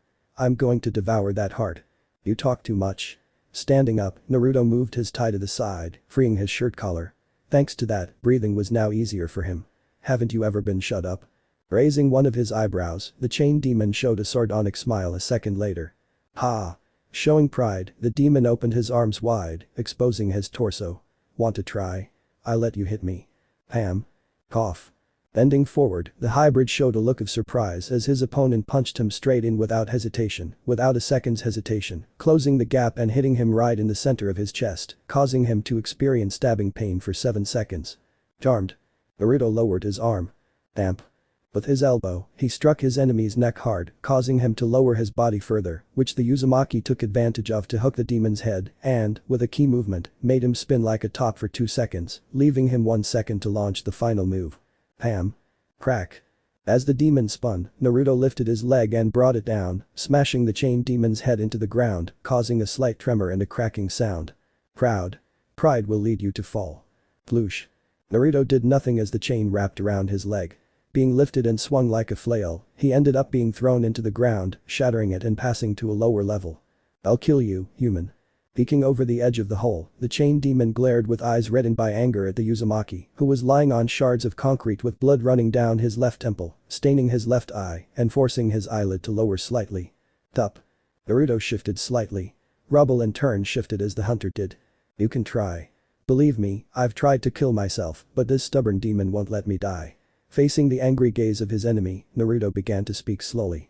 At the same time, the wounds on his body began to close, leaving only blood as a trace that they were once present, that he was ever injured. "Ever since my boss called me to save the girl, I knew he was special. Blood demon. That's certainly very similar to power, although I doubt that's his name, right, chain?" Clicking his tongue, the demon moved against Naruto, throwing both chains in a downward motion. Crack. Tap. Skidding after the jump, Naruto looked at the damage his enemy had caused. The chains had struck the area where he had been, creating 2 jagged furrows from his enemy's movements, in turn crushing all the fragments of debris in their path, pulverizing them completely, which was shocking to see. At least for someone average. "You're a talker, brat." When the dust settled, the chain demon waved his arms and took a step toward Naruto. "And I hate people like you, too inquisitive. You're the one talking, bastard." Slash. Naruto took a couple of steps back. The right chain lightly grazed his chin, and he missed by a mere 2 centimeters. "I'll rip the heart out of that body. I'll take everything from you and eat it to make you disappear, bastard." The chain demon moved at great speed against the Uzumaki. Crossing his arms in an X shape in front of him, he moved both chains in a crisscrossing motion that Naruto couldn't avoid in the time he had. Trump. He closed his hands. Bruh. He sighed. A bubbling layer began to surround him, taking on a slightly animal shape. Crash. Pieces of iron flew out. The chain demon watched in genuine horror as his chains were shattered. Covered in a cloak that formed the shape of a fox, Naruto kept his eyes closed and his right arm stretched out. He had shattered those chains. "Let's get wild." X. Passing through their opponent's defenses and crossing the space that separated them, Uzumaki Naruto and the chain demon flew out of the hospital, destroying one of the walls of the center and leaving them both engaged in hand-to-hand combat. Naruto used his power, enveloping his body in the bubbling dark energy that slowly corroded his enemy's chains. On the other hand, the chain demon began to reinforce his chains in an attempt to use them as weapons again, because without them he could really do little against his enemy, since he would be like a simple doll without arms, but to achieve this he needed much more blood, which he began to lose in combat and when using his powers. Stupid. Swallowing the blood of a 60-year-old woman, the demon conjured much thicker chains that, within seconds, struck the ground, raising a bit of dust and attracting the attention of passers-by, who began to distance themselves from the conflict, intent on surviving. Over the years, they saw others fight and ultimately die at the hands of the demons. Plaque. Pulling at his shirt, Uzumaki Naruto revealed his bare, scarless torso, a muscular, well-defined, and completely athletic tan body. He had discarded that shirt due to its corrosive energy, which began to eat away at his clothes. "You're good, brat." Slamming the chains, the hybrid took a strong step, displaying a tongue full of piercings that anyone would view with a certain exotic morbidity. "But this is as far as you go. The moment you allowed me to drink from that woman, you lost all chance of winning." Rump. Bubbling, the energy around Naruto intensified, generating a wave of heat that forced the chain demon to take a step back. The very step that narrowly saved him. Naruto appeared in front of him, launching a full arm strike, slamming his palm into the chain demon's chest and burying it completely. It didn't take even 2 seconds for blood to start oozing from that wound. Instead of withdrawing that arm, Uzumaki swung his other arm horizontally to tear off his enemy's head, just as he had done with Axe. But the hybrid's chain stopped him. Not again. Brack. Naruto couldn't do anything, as he watched the chain demon pull his arm with the chain and the limb slowly separate from his body with a grotesque sound, typical of a gore movie that would have traumatized any child. Without an arm, you're nothing. Throwing the piece of meat aside, Kadena wrapped Naruto's other arm with the chains and yanked both ways, snapping the Uzumaki's arm that he had buried in his chest. Before Naruto could react, he found his enemy's foot slamming into his chest, sending him sprawling. It all happened in the blink of an eye. Hahaha. With a cruel laugh, the chain demon pointed at his enemy and looked down at the hunter's mangled and torn arms, as if both were the weapons the boy needed to defeat him. "See that, you little snot-nosed brat? It's your arms. A split second, and you're completely crippled, with that orange cape unable to do anything." Boasting, he stomped hard on Naruto's chest, forcing him down onto the ground. "And it's extremely fun for me. Getting wild. That's certainly a good line, but you're going to win, damn it. And you're not going to win this fight. I'll finish dismembering you and take the girl like my boss asked. It's not personal, but it is business." And the chain demon lifted his foot to sink it into the Uzumaki's chest. "Oh." Cough. Naruto felt his ribcage shatter, bones penetrating his lungs and heart, and blood flooding not only his system but his mouth as well. It wasn't long before he coughed up blood, staining the chain demon's pants leg. Disgusted, he stepped on the Uzumaki's chest for the second time. "Ah, the game's over, brats." Pulling back his foot, the chain demon looked at the broken Uzumaki Naruto. "You played well. But you're still too young. Anyway, I doubt you'll survive this. If you do, I'll kill you." Rump. The demon opened his eyes. The orange energy surged, completely covering his enemy's body for the second time, revealing 2 pointy ears, and where a tail had once been, there were now 2. "Can you calm down?" As if his chest hadn't been torn apart, showing the blood that stained his chest and the bones that protruded from different sides of his torso, Uzumaki Naruto stood up, standing right in front of his enemy, face to face, almost touching. "Don't cry, little one." Crack. Moving, Naruto smashed the chain demon's chest, slamming his enemy into a clothing store. Walking over, the Uzumaki grabbed his right arm with his mouth and pulled it to his body. Braff. Both his enemy and some passers-by saw how the blonde's arm returned to its place and how Naruto repeated the process with the other arm, once again showing his body without any wounds, not even the one on his chest or the bones sticking out of his body. "You're not normal." "I am a demon," Naruto cracked his knuckles, wrapping his body in the two-tailed cloak. "And as such, I will devour you with my own voracious appetite. I said we would be savages, I have been. You started it, now it's my turn, little prey." The chain demon tried to move. Flash. Appearing in front of him, Naruto with a two-tailed cloak grabbed him by the face, crashing him into a car that was right next to it, causing it to start beeping and its rear window to be shattered. "Make it easy for me." Slash. Naruto leaped back. 2 chains shattered the spot where he'd been standing, creating a small crater and lifting the very ground he'd stood on. "I'm going to kill you, dog." The hybrid launched himself. Moving the chains in a cross-shaped motion as he had done before, he attacked the Uzumaki with force, hoping the reinforced chains would be powerful enough to kill him. But Naruto had previously strengthened himself. Crash. Breaking, the chains were useless for about 3 seconds. Seconds that Naruto took advantage of to appear in front of him and, using his leg, kick the hybrid's chest backward, causing him to leave marks on the pavement. Slowing down, the chain demon attempted to create chains again. Plank. Tap. But Uzumaki's foot prevented Kadena from being able to lift them. "I had fun, but it's time to finish, appetizer." Naruto swiftly kicked the hybrid in the jaw, sending him flying. Keeping the chains under his foot and the force of the blow. Brack. Naruto ripped off his enemy's arms like they did to him before. Running his tongue along his lower lip, Naruto disappeared. Brack. Again. Ham. Crack. Ah. Cough. Tap. 7 seconds. Naruto appeared without the two-tailed cloak with his hands in his pockets, just 7 meters away from the chain demon, who stood still. Froash. Blood began to flow from the multiple wounds that appeared on his body, dripping blood like sprinklers. Clack. I need ramen. Taking a breath, Uzumaki Naruto focused on his cigarette. The chain demon was killed. X. Critically, Captain Kishub of the Special Division 4 watched a girl as 2 demons attacked one of his assets, one of his comrades. While the chain demon had launched his attack against the very hospital where the girl was, the axe demon had cornered Naruto in an abandoned training ground, forcing the boy to put up a serious fight after receiving a wound. And from what he saw when they were together, Uzumaki Naruto had never received a single wound in his entire career. And now, 2 demons had even dismembered him if the hospital's camera footage was true. He highly doubted that it had been doctored. Sighing, the division captain grasped the doorknob and slowly closed it, leaving the poor girl, alone in the world, in that room. In a way, it reminded him of Naruto when his parents died. Was that why the boy took her under his wing? Or was it because of the commission? No, Naruto wouldn't let a small group of people boss him around. Even the emperor was careful when leading a mission to the Uzumaki. The boy didn't let anyone control him, always keeping a clear objective in mind. So what connects you to Makima? Unlike the other members of public security, he was fully aware of the spiteful, hexual relationship between his 2 colleagues, something more animal than human. There were no feelings, just 2 people in need of a little human warmth in the rare cold moments. Taking a deep breath, Kishub decided to leave that area and head for the living room where Naruto was waiting for him, probably with his head resting on the back of the same piece of furniture, his eyes closed, and his arms stretched out. That really bothered him sometimes, but it was the Uzumaki's house. And as his mother always said, his house, his rules. With only a minute to spare, the captain finally peeked into the long-awaited living room. As expected, he saw the Uzumaki sitting on the room's only sofa. His head was tilted back, his eyes closed, staring up at the ceiling. He even saw a bit of drool glistening from the right corner of his mouth, dripping slightly. He was tempted to take a picture. Naruto. Ham.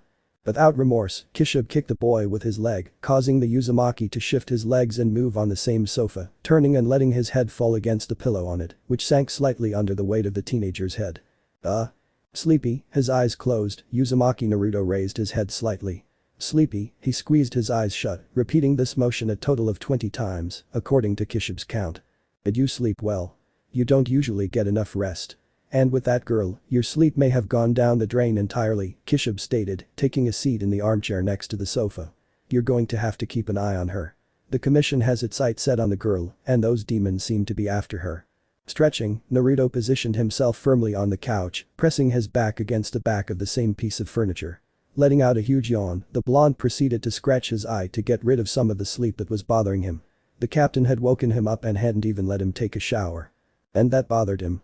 I need a shower and some coffee, Kishub. What do you need from me now? Has Makima messed up again? Do you need me to clean? A little ramen, and I'll happily grant your darkest wish. Even if it means killing the committee. Ha! I'll do that for 3 bowls, the young man muttered, waggling 3 fingers in front of Kishub's serious face. Ramen is the perfect food of the gods. That was the only flaw, the only fault Kishub found in that perfect demon hunter, in that boy who would take the lives of an entire contingent without flinching, not caring about getting blood on his hands and feet. Ramen? Really? Would you sell the world for ramen? Hey. Naruto put his hand to his heart, offended. Just the right amount. Do you take me for a monster? Kishub brushed back a few stray strands of his perfectly cut hair. Shifting the trench coat from his lap, he clasped his hands together as he leaned forward, his dark eyes staring into the Uzumaki's light ones. Now, this is serious. Who's the girl? She asked without taking her eyes off the teenager, searching them for the truth if he was lying to her. Naruto blinked. His lips turned down, and the smile was completely erased by Kishub's question. It wasn't that he was going to hide who the girl was. But the chain demon's words and her attempt to hide who she was made him suspicious of who was behind it. It couldn't be Makima. She was busy with the Chainsaw Man and her unit's problems and handling her own plans. Without her involved, who was left? The commission wouldn't take a child using demons. They didn't even have the power to do so if it weren't for Makima. Could it be another demon after Nanami? There were so many unanswered questions and so many open paths right now. I don't know. I was told she was a blood demon. But power is, he began, staring at the ceiling with his blue eyes. So, who's Nanami? It could be any demon, but which one? They all reincarnate either in hell or here. He growled. Kishibe remained calm. Knowing Naruto, it was more feasible to let him talk. Several demons have crossed my mind, but would other demons go after them? No. They wouldn't go after them because they haven't reappeared in the world and because there are no records of them, so tracking them down would be troublesome even for other demons. Are you considering any names? Yes, sighing, the Uzumaki looked at Kishibe's face, stopping at that scar. The demon of destruction. The captain's eyes widened. The sound of him gulping reached Naruto's ears and his face remained completely impassive. Any proof? Naruto looked down at his hands. He tightly gripped them together. When I came to save her, it wasn't me who saved her. What do you mean? In the report, you stated that you used your demon powers. What do you mean, you weren't the one who saved her? And if not, who was? Kishibe asked with interest and confusion. The mystery of Nanami's identity was eating him up from the inside, even if he didn't show it. Nanami herself. Silence fell over the room after those 3 words. Naruto didn't move his eyes from his hands, clenching one over the other, his knuckles losing color. Kishibe kept his face completely stoic, his dark eyes on the Uzumaki, as if he hadn't heard that. When I arrived, everything was completely filled with blood. The zombies were literally ripped apart from the inside, bursting like helium balloons. Naruto began the explanation, his eyes fixed on his hands. Their intestines were scattered across the mall floor. I only threw my sword to save Nanami from one of them, but she made them burst. That's why she thinks I saved her. Kishibe let out the air he'd been holding in his lungs. Positioning himself firmly on the couch, he looked at the Uzumaki. Does anyone know about this? The commission? Makima? The emperor? He asked, hoping for an answer that matched what Uzumaki Naruto would say. And with a sigh he said it. Nobody. I. Keeping his face completely calm, his sapphire eyes fixed on a single point, Uzumaki Naruto moved a bluish ice cream in his mouth, while with his right hand, he kept little Nanami at his side. Very contrary to how the young man usually went, the Uzumaki now wore much more casual clothes, leaving aside the public security uniform, one of the reasons being that he did not have any more spares for it, and the other being that today was a vacation day for him. One of the 3 he usually took a year. He was in too much demand at his job, so they didn't allow him to take his month of vacation. Kishibe himself only took 2 days of vacation a year, and even Makima only took 1, apparently. But Makima was the government's weapon, that perfect woman with the power to force Japan's enemies back down at any moment, and someone who couldn't be defeated by a normal person. Many tried, including people from the government itself, but none managed to so much as scratch her. The strange thing was that they never asked him, being the only one capable of killing her with the power of his own demon, because Kurama was such a peculiar and strange demon, quite unlike Kon, another fox demon who made contracts with members of public security. In fact, he knew a couple of his contractors, one being Aki and the other one from Division 2, he seemed to remember. Kurama, for a fox demon, was immensely more powerful than Kon could ever be. According to himself, it was because of the number of tails he had to show. While Kon never showed his tails, Kurama had pointed out to him that he probably only had 1 tail, while he possessed the 9 tails representative of the Kikbi no Imko, placing him above any other fox demon and being the king of them, in his own words. Naruto didn't believe it was only because of the tails that made him so powerful. Kurama was hiding something from him beneath all of this. But digging deeper could lead him to upset his comrade. And one pesky demon could end up with him dead. Although our contract is more similar to Denji's. While others only formed contracts, he had given his all by becoming part demon. He was still human, but his power and body were completely those of a demon. He had harbored Kurama himself within himself and given it everything he was so he could fulfill his mother's words, that promise and legacy left to him. Nai-chan. Feeling a tug, Naruto snapped out of his thoughts and looked into Nanami's reddish eyes staring back at him. While he was 6 feet tall, the 13-year-old girl was 5 feet 5 inches tall, with a slender, flower-like body. What's up, Nanami? Puzzled by the call, the Uzumaki followed the girl's finger to a caramel apple stand. It was her favorite candy, from what he could find out, and she seemed truly addicted to it, sometimes even eating it for breakfast, which made him feel the wrath of the landlady of his apartment building. Do you want one? And? Showing a small smile as his lips twisted, Naruto was pulled toward the candy stand by the girl's force. As they approached, he noticed Nanami. She was a sweet cute girl with white skin and hair the size of a crow's wing.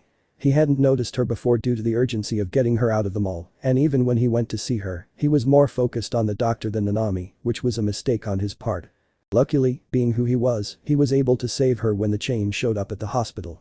Someone in public security must be a traitor. That thought had been on the Uzumaki's mind ever since the hospital attack. Only members of public security knew about Nanami's whereabouts, and all information was altered for the press. The only detail he himself retained was the fact that Nanami was the demon of destruction, or at least that's what it seemed like at first. How much is it? 500 yen. Naruto deposited the money for the clerk and gave the apples to Nanami herself. He hated the sweet taste of caramel apples, and at this time of year he'd probably throw up. And he didn't want to end up like Denji when he was kissed by Himeno. That woman ended up throwing up in his mouth, according to what his mole told him, and it was really funny to see the photo of the incident. Where do you want to go, Nanami? Naruto stared straight ahead. The popsicle was already half melted in his mouth, making the taste feel sweet and sour. They were both at an amusement park. Kishub had suggested it against all odds, and seeing how gloomy Nanami was inside the house, he accepted the passes the captain had given him the night before. Roller coaster? You're too short for the roller coaster. You might fly off, Nanami. HMP. Crossing her arms over her chest, stomping her feet and showing her puffed out cheeks, Nanami made her point when Naruto looked at her in that state. She wasn't going to budge or give in to her stance. I want to ride a roller coaster. And you want to fly? Flying isn't so bad. Birds do it, don't they? Why wouldn't I have fun flying after I get off the roller coaster? I'd be flying home, and you'd have to catch me. The Uzumaki let a sigh escape his lips. Really? Nanami, if you flew off the roller coaster, you'd be crushed to death. Do you want to die? The girl denied. No, she assured in a childlike voice, higher than usual, but a voice tells me that I won't die, that I'll live if I fall off the roller coaster. I want to ride the roller coaster. Feeling an electric current hit him, Naruto stood completely still. Even the ice cream fell out of his mouth, staining his sneakers. A voice. It wasn't unusual for demons to talk to their employers, but a hybrid demon. No, that didn't make much sense, and it didn't even seem plausible in his mind. It was true that he and Kurama talked, but that was because he was insider. Would it be the same with the demon of destruction? But those questions, the Uzumaki looked back at the little girl. What else does it tell you? Well, I should be careful with the gun demon. He seems to be upset about their last encounter and the fact that he won, so now he wants to take me and kill me. Also, I should trust Kurama. Who's Kurama? Ha! Your assumptions are right lately, Naruto. The only demon who knows my name is the demon of destruction. The others call me Kikbi. I see, sighing, Naruto crouched down in front of Nanami and took her shoulders lightly. Don't tell anyone about this, okay? It'll be our secret. And he raised his little finger to the girl. Secret? Both Nanami and Naruto intertwined their pinkies. Nanami smiled, and Naruto maintained a small smile that was almost imperceptible, unless you were staring at him. Things were getting complicated. Slowly, they both separated their pinkies. Feeling something, a small prick on his head, Naruto pulled Nanami to the side, thus preventing a bullet from passing through her head, but it hit him squarely, between her eyebrows. Nanami watched this with wide eyes, lying to the side. She saw Naruto, the man who saved her, fall backward, on his back, with blood running down his face, running down his nose, and wetting his chin. We have the asset. The public security member who was guarding her has been eliminated.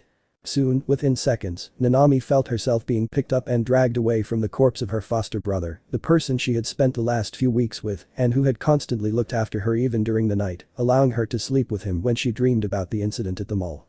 And now, that figure was dead before his eyes. Loosely. Nai-chan. Hey. The man stopped in his tracks, feeling like the girl was about to fall from his arms. Stop your tantrum, you idiot girl. Calm down, Hakizaba. The girl could be a problem if she unleashes her inner demons, a burly man explained, moving the cigar to his lips. Hakizaba merely hissed. I'll take her if she gets out of hand. But make sure that doesn't happen. Understood, damn it. You're too serious when you want to be, Shiro Hakizaba pointed out through gritted teeth. Following his partner's instructions, he threw Nanami over his shoulder. And you stop your bucking tantrum. I don't care what demon you have, I'm going to dismember you if you keep bothering me. I hate bucking kids. The gun wouldn't be too happy about that, Shiro muttered. A huge cloud of smoke rose from between his lips. The others must have taken the chainsaw and killed every member of public safety possible. Our mission was a complete success. Tap. That hurt, you know. Opening his eyes wide, Shiro was unable to react as a fist slammed into his jaw, sending him flying several meters until he crashed into the park's Ferris wheel. People had started to leave. Nai-chan. Nana-chan. Hakizaba took several steps back. Narrowing his eyes, the terrorist moved slightly to the right, still keeping Nanami pressed against him, which Naruto took as a way of showing him that he had a shield protecting him, unaware that Nanami was the devil incarnate and could blow him up. Don't come any closer, damn it. How the buck did you survive? You got hit in the bucking head. Removing the bullet embedded in his forehead, Naruto showed it to his attacker as he watched how the wound was slowly closing, leaving only a trail of blood as an indication of the wound itself. Do you want her back? Don't buck with me. Gritting his teeth, Hakuzawa took a step back, still placing Nanami in front of him like a shield. So, the gun demon is still alive. It's not something that surprises me, even though Makima said his parts were separated and most of them were in the USA, the Uzumaki said, slowly moving his arm forward. Anyway. I don't like it when Nanami is late when she wants to see Megumi. Slash. Bang. Hakuzawa opened his eyes. Blood began to trickle down his face. The bullet had lodged itself in his forehead and the terrorist began to fall backward. Tap. Grabbing Nanami, Naruto finally pushed Hakuzawa to the ground, leaving his inert body on the pavement itself, leaving a huge pool of fresh blood. Are you okay, Nana-chan? Yes, Nai-chan. Placing Nanami behind him, the Uzumaki turned his attention to the man with the cigar. Shiro was still alive, with only a little blood on his chin from Naruto's right hand. Run out of the park, he said politely as he began to stand up. Megumi will be waiting for you outside. Get out of this place. But. I'll be fine. Pulling back his sweatshirt, he revealed a tank top covering his torso, leaving his arms completely visible. Go, Nanami. As soon as Nanami turned around, Shiro launched himself at the girl. Ham. Tap. Brash. The two boys collided. Naruto blocked Shiro's movement and forced him to spin, causing Naruto to launch a grappling motion at him that ripped the sleeve of his jacket. Keeping the fabric, the Uzumaki evaded a horizontal kick and jumped back, dropping the fabric. That's my favorite jacket, Shiro swirled the cigar between his lips. Narrowing his gray eyes, he began to run after the blonde hunter. We're even. Ham. The two collided again. Shiro didn't back down, and neither did Naruto, leaving them clashing forearms, staring at each other. Blue and gray clashed for 7 seconds before their owners moved, throwing a punch at the other. Shiro threw a left punch, and Naruto responded with the same motion. Their fists collided, causing a slight tremor in both of their arms. This hunter. Deflecting the Uzumaki's arm, Shiro now launched a headbutt against his enemy's forehead. Hack. Naruto felt the hardness of Shiro's frontal skull and closed his right eye. He felt blood begin to ooze through the gap. But he held his ground, responding with an uppercut that buried itself directly in Shiro's stomach, burying his guts in the process. Cough. Spitting blood, Shiro was unable to react when Naruto swung his left forearm and drove it straight into the ground in a fierce push that allowed him to be on top of his enemy. With all that information, Naruto blocked both of Shiro's arms by stepping on their wrists. This is really starting to get a bit annoying, isn't it? NGH. I'm stronger than I look. Did you expect to beat me with that asparagus-like strength? Don't make me laugh. Naruto raised his right leg and, before Shiro could move her arm to try and move, brought it down again against her face, driving his heel directly into one of her eyes, completely crushing it in the process. I don't know how things are in the other divisions or in the other areas of Japan where there are public security branches.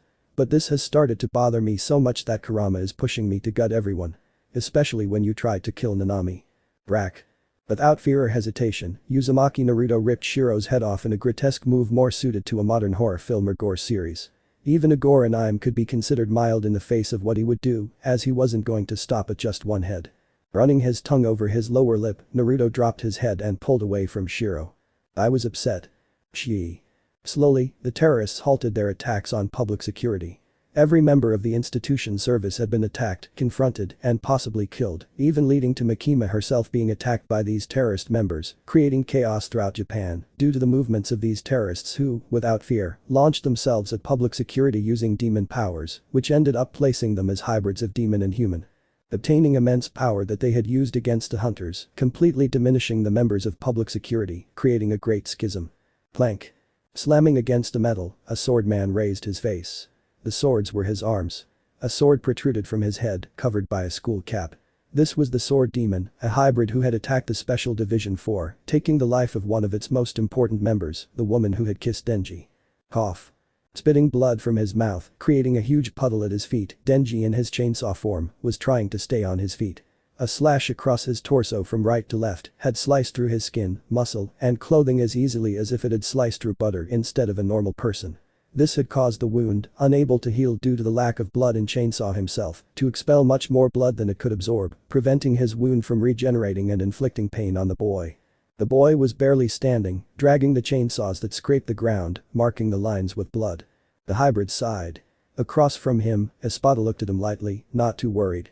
His mission was to retrieve the chainsaw demon's heart or even Chainsaw himself, and this wasn't proving to be a challenge for him, as he ended up destroying the dreaded chainsaw demon in no time. The boy still had a lot to learn. I got him. It wasn't much, he declared over the communicator, watching as Denji stumbled toward him, dragging himself along like a wounded, starving stray dog. Without blood, he wouldn't be able to put up much of a fight. Come on. If anyone else comes, I don't know if we can keep Chainsaw under control. Good. Don't overdo it, Espada. We're going to NGZ. Hey. Can you hear me? Feeling the communication cut out a few seconds later, Espada became worried. Had his companions been attacked? Had the extraction team been eliminated? Various questions ran through his mind as he half-heartedly watched the chainsaw. The bastard. Cough. He stopped in his tracks. He felt the blood rise in his throat, and within 2 seconds, he found himself bent over, spitting a new puddle onto the ground that only made the previous one bigger, leaving probably a liter scattered on the pavement. He raised his head. He saw his enemy running toward him. His dulled senses prevented him from moving, dodging, or blocking the blade that came at him. He could only raise his arms as a shield, but he could do no more. He felt the saws being cut and the sword slicing into his skin again. Soon, his legs gave way, and he fell back into the wet fresh pool of blood. This is unfortunate. Stepping on Chainsaw, he forced him to lie completely prone in the puddle. I'll take my heart into my own hands. I don't understand what happened to my colleagues, but public safety is surely behind all this. And allowing me to make a mistake isn't in my book. He raised his arm. He pointed his sword at his enemy's chest. He would take it by slicing through the skin. Clink. He opened his eyes. He'd lowered his arm. He saw it. He saw it try to slash at his enemy, pierce him through, but he also saw another blade come his way, blocking his own sword and sending him stumbling backward. Or rather, he moved to evade a shot that aimed for his head and grazed his temple. He skidded. He planted his sword in the ground and looked at the intruder. NG. Golden hair whipped by the wind. Orange sweatshirt with black trim. Black jeans. White sneakers. Wearing casual clothes he'd worn to the amusement park with Nanami, Uzumaki Naruto had interrupted that confrontation. Bishop had called him. Sending an extraction team for the girl, he was able to respond to his master's call, arriving just in time to confront the sword demon and save Denji from dying at the man's hands. Because it was all too clear that he would be killed with the extraction of his heart. I'll finish you off right away and take the chainsaw, the Espada said, launching himself at the Uzumaki, moving his right sword in a horizontal motion against the blonde. Clank. Seeing the movement, Naruto swung his sword and blocked the sword demon's move. Sparks flew slightly, and he felt his arm tremble for just a few moments. Slash. Hearing the blade slicing through the air, he shifted his gaze to the sword in his other arm. He was only blocking one of them, so he reacted as best he could to block it. Rah. Demon Sword opened his eyes as Naruto raised his right hand and let the sword pierce through his forearm, being stopped just as it was about to pierce through his head. Are you out of your mind? But he couldn't react. Moving before responding, Naruto deflected the first blade with his katana. He left it embedded in the ground and pulled with his other arm, severing his own limb to the surprise of the Espada, who didn't react when the Uzumaki placed the barrel of the gun right against his chest. Hey, dear. Blam. He pulled the trigger. The deafening sound of the shot was accompanied by the subsequent shots he unleashed at the sword demon, riddling him, piercing him like a simple Gruyere cheese, just before he was pushed to the ground in a judo hold. Crack. Naruto slammed the Espada's head into the ground. He grunted, spitting blood, staining the pavement with blood and brain matter that would have made any sane person vomit. But he wasn't so normal. I'm pissed off. Very pissed off. He slowly removed his hand from the Espada's head. They interrupted my day off with Nana-chan. They shot me in the head and that hurts like hell. My companions were attacked. Himeno was killed, I think by you from the smell of her blood on your gun. He cracked his neck. Makima is to be feared. She's killed many of your people using her contract. But do you know why she hasn't killed all of you? Espada began to back away. It's simple. It's because I'm here. Espada tried to move. He reacted and appeared in front of the hybrid, piercing his stomach with his right arm. Cough. Spitting blood, the hybrid glared at his enemy. Brash. Naruto stepped back, leaving his arm behind. Moving his eyes, he watched as the snake demon had forced him away from the sword demon, though on second thought it looked more like a katana, but that was a minor detail these days. He looked down. He really had lost his arm, leaving it embedded inside his enemy. A trickle of blood trickled from his lost limb. "I lost an arm," he muttered, not giving it much thought, as if he'd been commenting on the weather. Raising his head, he watched as both enemies recovered. "I've really got some pent-up anger today. Will you both help me release it?" Ziv. He cracked his neck. Slowly, with grotesque gurgling sounds, the arm he had lost was replaced by a completely new one, identical to the previous one. Without any fanfare, he had regenerated the arm he had left in the katana demon's body by piercing the same hybrid. The young Yakuza got rid of that limb, while also drinking some blood brought by his partner, the latter being the summoner of the snake demon, which forced Naruto himself to retreat due to the appearance of said demon. It wasn't as if he was going to die or anything like that thanks to his own regeneration, but he didn't want to start regenerating from a small pinky toe, which was annoying and really disgusting for both him and whoever was watching him. Testing his acquired arm, the Uzumaki kept his eyes on the girl standing next to Katana Man. She was a young woman with short light hair and slanted eyes like a snake's. A huge sweatshirt covered her torso, even slightly covering her legs and completely hiding the shorts that prevented anyone from seeing her underwear, unless of course they were panties and not shorts, as Naruto himself thought when looking at her. It wasn't that he was a degenerate, but those thin, light-skinned legs were completely exposed. Letting out a sigh, the blonde gripped the hem of his own hoodie, still feeling a bit of the fresh blood on his regenerated limb. It was uncomfortable to still feel that liquid, but there was nothing he could do for himself. Brash. He tossed the tattered sweatshirt aside. His body, covered by a tank top, was completely exposed. He didn't have any particularly prominent muscles, but they were well formed, hard, and showed that he worked out. Despite eating copious amounts of ramen, his muscles were completely evaporated from his body during his constant battles with demons. Tap. I wouldn't take another step. Forming, the snake demon appeared behind the girl. Its summoner had warned him with that simple, straightforward, and very calm phrase. You'll end up being swallowed by the snake demon if you keep going. Putting her hands in the kangaroo pocket of her hoodie, the independent hunter separated herself from the katana man. You'll be disintegrated by its juices even if you try to regenerate. That's disgusting, Naruto assured, pointing with a certain pout at the snake that began to coil around the girl. And she's really ugly with that crocodile-like face. Very ugly indeed. Oh? You want to die? The girl smiled, looking at her enemy with narrowed eyes, waiting to give the signal to her companion. That will surely please the snake demon. I have vague memories of when a snake ate me in a forest, he declared, scratching the back of his neck, but I don't know if it was a dream or reality. Will you help me recreate it? That time I made it explode from the inside out. And he bared his fangs in an amused and disdainful smile, certainly mocking and venomous. He was trying his best to get that snake to attack him, even without the summoner's orders. He wanted to tear him apart and take the girl when she was unprotected. Even so, it seemed the demon was truly being cautious with him. If he had lunged, the fox would undoubtedly have devoured her with its powerful jaws. Don't be foolish, kid, Katana Man regained his full power. Naruto felt it in those words, in the way he spoke to him, completely confident, as if drinking a little blood would change everything for them. Now, without you having drunk blood, I'll be able to deal with you alone. I see a bit of idiocy in your premise. Twisting his lips, showing a reddened eye, Uzumaki Naruto faced the Katana Man with his own presence. I'm going to enjoy ripping that disgusting heart out of your body, you little bastard. It's a mutual feeling, boy. They both stood still for a few seconds, a few feet away. Naruto was breathing calmly, releasing a small puff of breath every 7 seconds. Katana Man, on the other hand, was breathing a little more heavily, as if he'd been running a marathon or carrying a heavy load. Naruto swore he saw a drop of sweat trickle down his demon temple, which replaced his human face, and he found it truly fascinating. Damn. Tap. The two moved. Naruto grabbed his katana, which had been stuck in the ground. Katana Man swung his arms horizontally toward the ground, predictably intending to cut the Uzumaki in two. Plank. Brink. Flashing swords, the blonde stopped the slash aimed at his right side, using his shield katana. Then, advancing and entering his enemy's area, he fired a vertical slash after dodging the enemy hybrid's two swords, attempting to sever his opponent's head. But he only managed to sever the sword protruding from his head. Wait. Did he actually cut the demon katana sword? Surprised, the independent hunter began to assess the Uzumaki. It wasn't unusual for hybrids to suffer breaks in their weapons or bodies in general, but they were never caused by a normal sword, by a weapon that wasn't a demon's, and that was what caused such intense intrigue. What was that sword made of? No other public security hunter had ever displayed similar weapons, and from the looks of it, this weapon was unique. Clank. Rank. The sound of metal clashing against metal woke her from her zen-like state of deep thought. Blinking several times, she looked at the two combatants in that confrontation. While Katana Man had been bursting with pride and power after recovering, now that energy seemed to have vanished after briefly clashing their swords with the man's. On the other hand, the public security hunter didn't seem nervous or worried about defeat, which would undoubtedly mean his own death.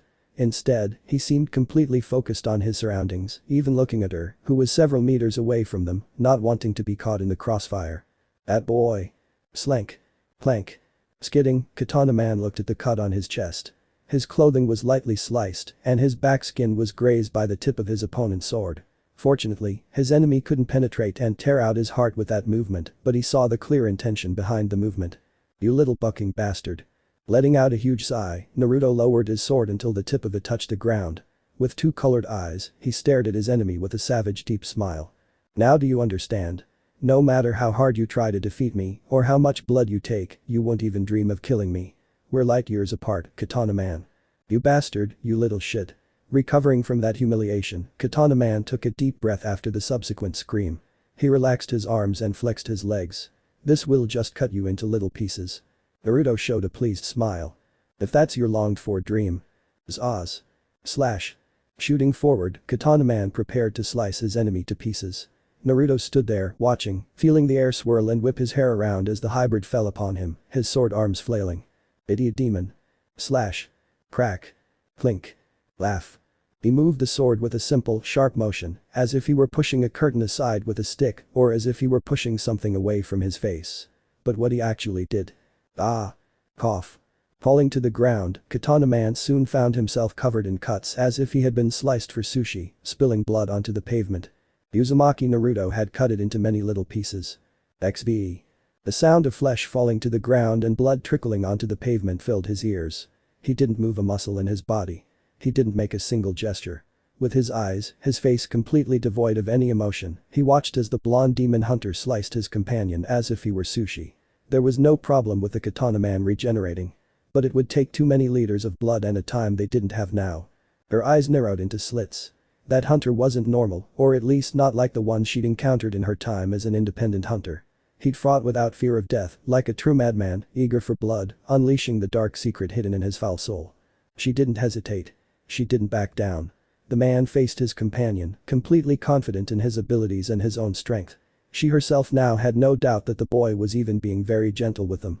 They only saw in him a regeneration superior to that of any demon they had encountered, and he didn't even use a drop of blood for it, which made him a very special hybrid, if he was a hybrid at all. The normal contract was completely off the table, and the possibility that was running through her mind was that the boy was bonded to a demon of very high power, which placed him even above the katana. That hunter really was too new. He lightly bit his lower lip. He took his hands out of his sweatshirt pocket and briefly looked at his companion. He couldn't recognize him with a simple glance. To find and put all the pieces together, he had to look closely at every space around that corpse, because that's what it looked like now. A corpse completely destroyed in a single movement. No, it wasn't just one. Swallowing, she recalled the exact moment when that hunter used his sword and Katana Man was cut. Yes, it was a sword movement. But it was the resulting wind that cut her companion into pieces. Not only her memories were proof of that. The bloody stains, the scattered drops, they also indicated all of that without having to visualize in her mind how that guy cut her companion. And it was really bothering her. Could the snake demon handle that sword? Because he also used his weapon to split the two blades of the Katana Man, and when his sword should have broken, it didn't. Should I leave? If I leave him here? She looked at Katana Man again. She saw him slowly moving his mouth, searching for oxygen or blood, trying to articulate something. But nothing escaped his lips, yet she knew what he wanted.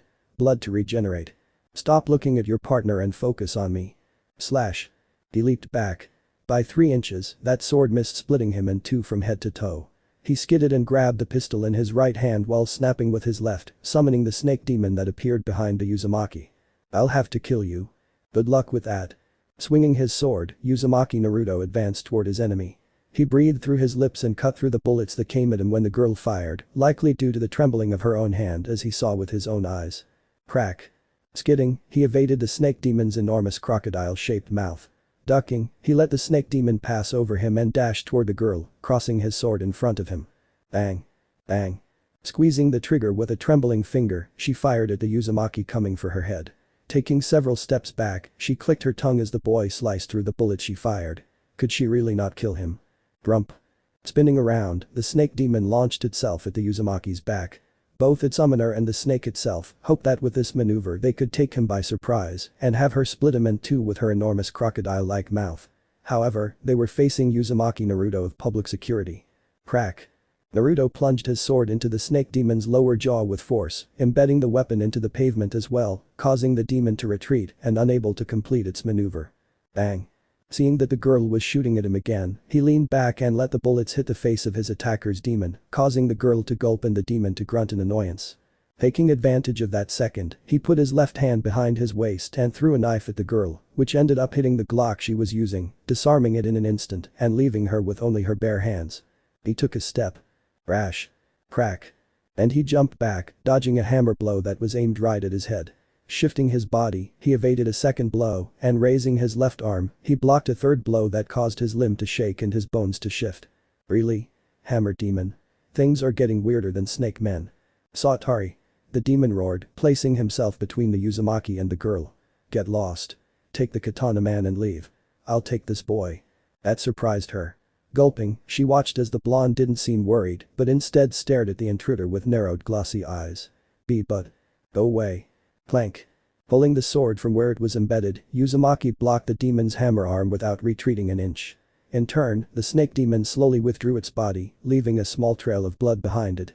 Don't get carried away, hammer. Looking into the demon's bloodshot eyes, Naruto twisted his lips into a small, mocking smile. You won't get out of this place alive. I don't mind. Clank.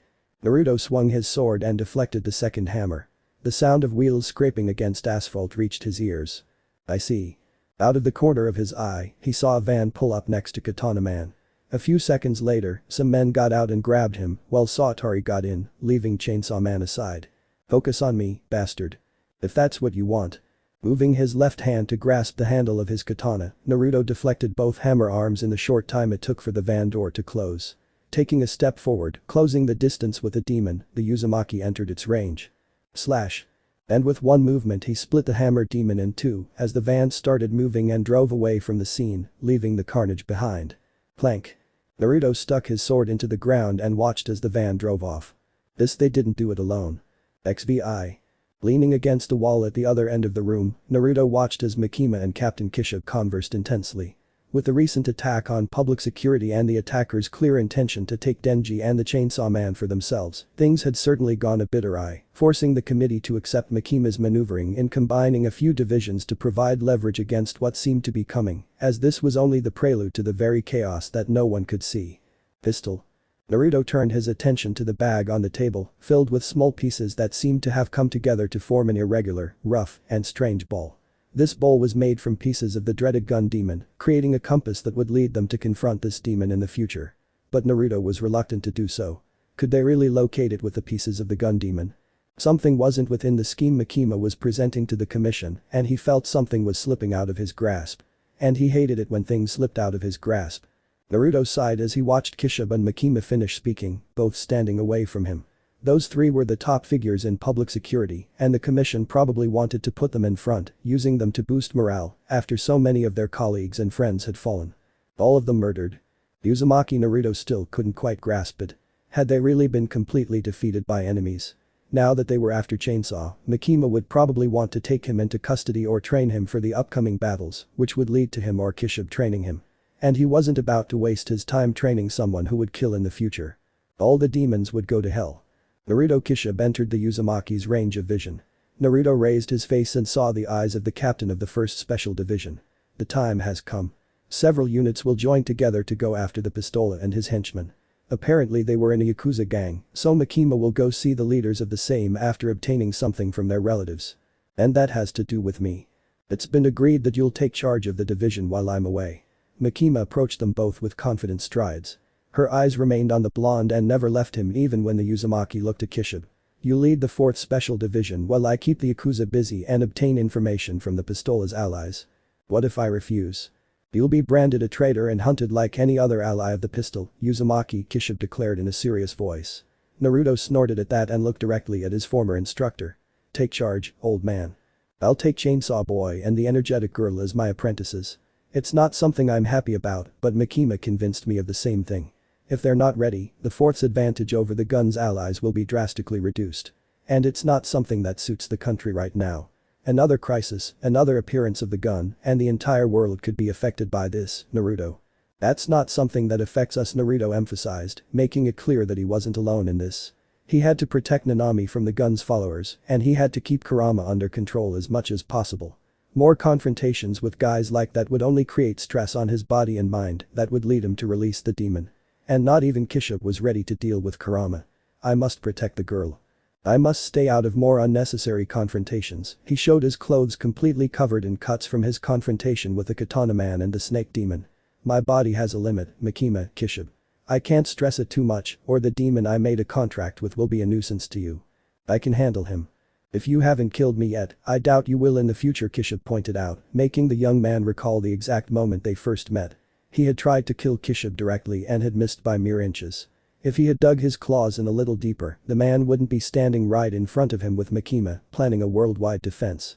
You must maintain a consolidated position to confront the Chainsaw Man. Losing millions of people if he comes back wouldn't be too pretty, would it? Besides, other agencies are setting their sights on the Chainsaw Man, and you're the only one they might respect, including the German Santa Claus. Kishub hardened his face and lowered his voice slightly. Russia. Germany. The United States. China. Major powers will come for the boy. Do you really want to stand by and watch them steal his heart? This has already become too big to contain with one pair of hands, Naruto. We need another pair, one more durable than the last one. You only need me for my regeneration, the boy pointed out, his voice a touch of mockery in its tone. If I weren't practically immortal, you wouldn't need me at all.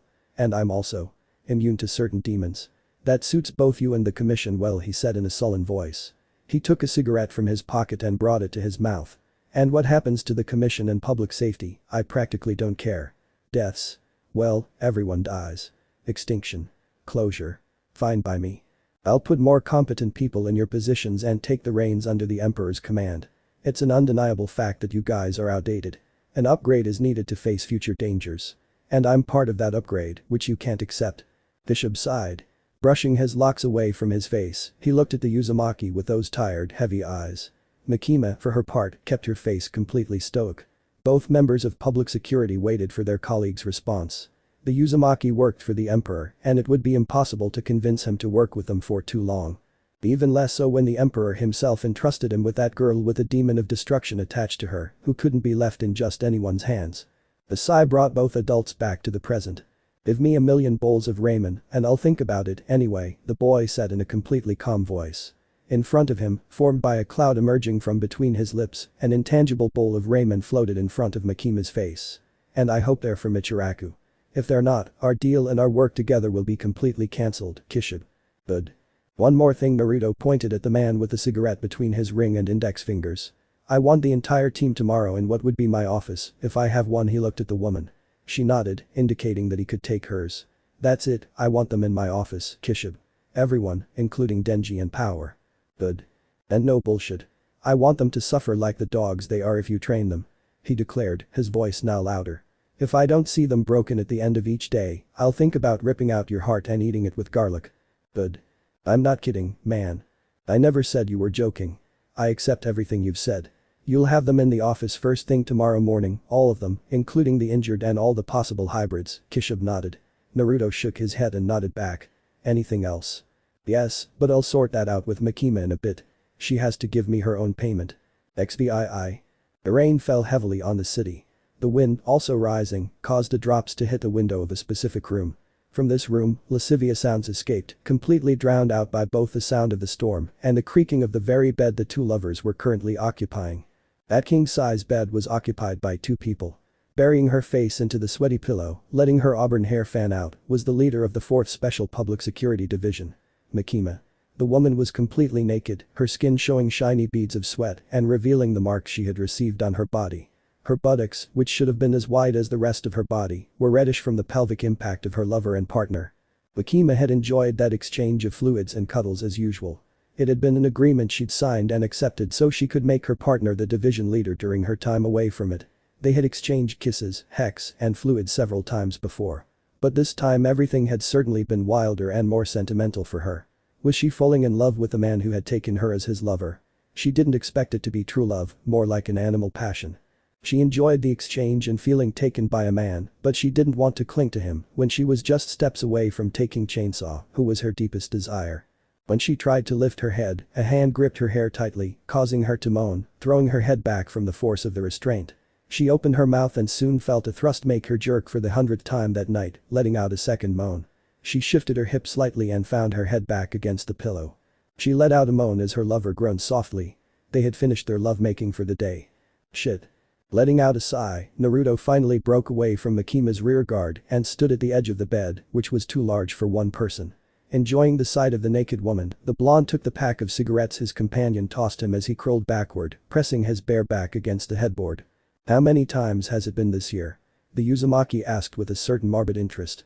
When they both met, he at least noticed a direct physical attraction to Makima, the same one she denied having, but soon showed when they bucked in the bathrooms of the public security base, which was strangely pleasurable for him as well as amusing.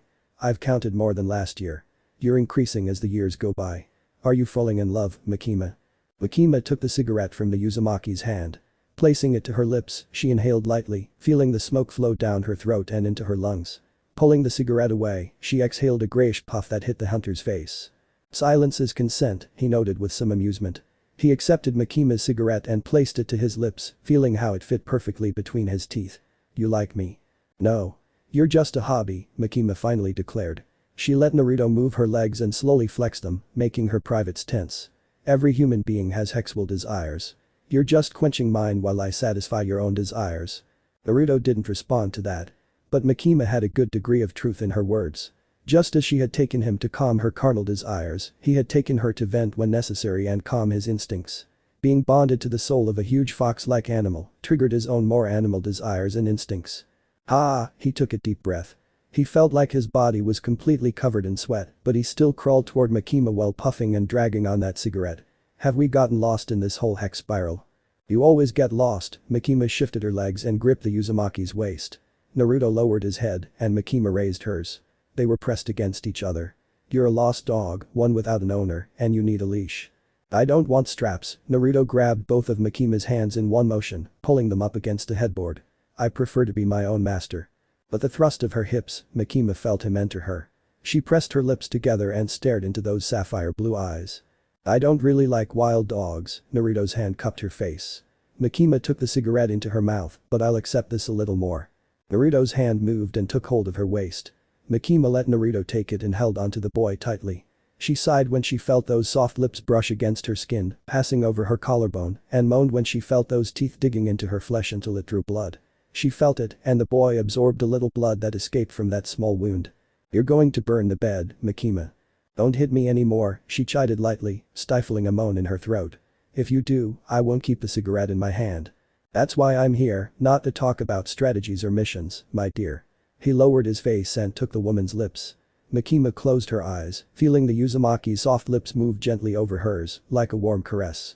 "I don't want to fall in love. I'd rather hate you. I hate you too as much as I love you." Naruto began to move his hips slightly. Makima began to feel them begin to penetrate her body being pounded. Shit, Makima took advantage of Naruto's loosening of her grip on hers and moved them to grab onto his neck. Falling forward a little, Naruto leaned back on the pillow. "Naruto." "Silence." And he took her lips for the 9th time that night as the water pounded the window and the wind whipped the storm across the city. That agreement had been made with a carnal bargain, and Uzumaki Naruto would be the leader of the 4th Special Division. XVIII. He entered the room, followed by a slight hissing noise, undoubtedly coming from the automatic door leading into the same room. Dressed in his public security uniform, Naruto observed the group that was the division's main offensive force. He immediately recognized the boy who carried the chainsaw demon in his heart, the one for whom the Yakuza had launched an attack on the other members, taking with them many of his comrades who they would never see alive again.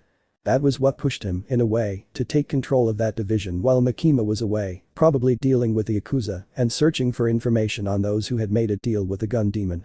The other reason he took command was because of the deal he had with Kishibe and Makima herself, and he couldn't back out after accepting it. Besides, if he were to back out, the blonde boy would probably end up dead, even if he was trained by Captain Kishibe himself. Uzumaki Naruto stopped in his tracks. The door closed behind him, and he looked at each member of the room. To one side was the so-called blood demon power, with those sharp teeth and horns that indicated how much blood she had consumed and how much they needed to drain from her to make her not too dangerous. But still, she wasn't a threat to him. Now, he turned his attention to the other member of public security who was dressed like him, carrying that sword on his back, looking at him with a look that he couldn't tell if it was one of suppressed anger or if he was just being completely neutral. Like Power and Chainsaw himself, that boy needed a boost for the battles to come, and the commission gave him permission to take a demon for the boy. Finally, her eyes fell upon the figure of Chainsaw, the blonde-haired boy with a slanted gaze. His name wasn't Chainsaw, it was Denji. She had to remember that for future meetings and not forget it. He looked at the three who would be trained, one way or another, to fight the followers of the gun demon. How, anyway, had the demon been reborn if he was supposed to have been separated? All the data recorded was that the gun demon's body was separated into parts, which China, Russia, and the United States took for themselves with the clear goal of recreating the gun demon or giving their own assets immense power. But they still couldn't handle all the enemies that would come. Not without the help and preparation of those three whose cerulean eyes were watching them closely. Where is Makima?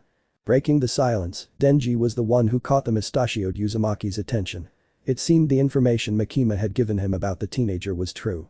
Denji, of all people there, constantly needed someone's attention, and that someone was none other than Makima herself. She had been the one who had rescued him in a certain way, taking him in her arms. She had also been the one who had caught his full attention, being Makima the way she was, provoking a sexual attraction that even he could tell from just the mention of that woman by Denji's side. He noticed it in the way she gestured, the way she moved her body. He had to take care of some urgent matters. Naruto pulled the pack from his jacket pocket.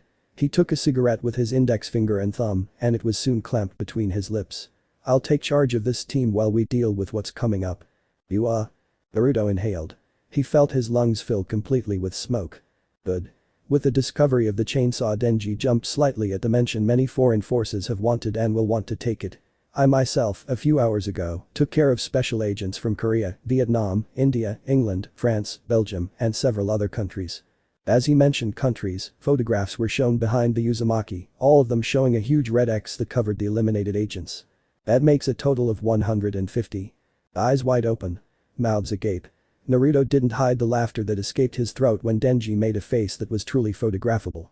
It was a shame he couldn't capture it immediately, but it didn't matter. It would remain in his mind until his death. More or less. They also used some new agents, so they aren't registered with the base, the Uzumaki said, as those photographs were replaced by others. Instead, we'll have to deal with the following agents and countries, the most dangerous of them, he turned to Denji. And you, Chainsaw, are undoubtedly their target. Denji felt the pressure bearing down on him. Every pair of eyes in the room looked at him, and he could only swallow, feeling his body begin to tremble slightly from nerves. He needed Makima on his side to help him again. So what are we going to do to stop them? Akawaki. Naruto looked at the public security member with the sword hanging from his back. You will first take another demon to make a contract. Due to Khan's withdrawal from your side, things are much more complicated for you than before, and relying on that sword could backfire. The hunter massaged his neck.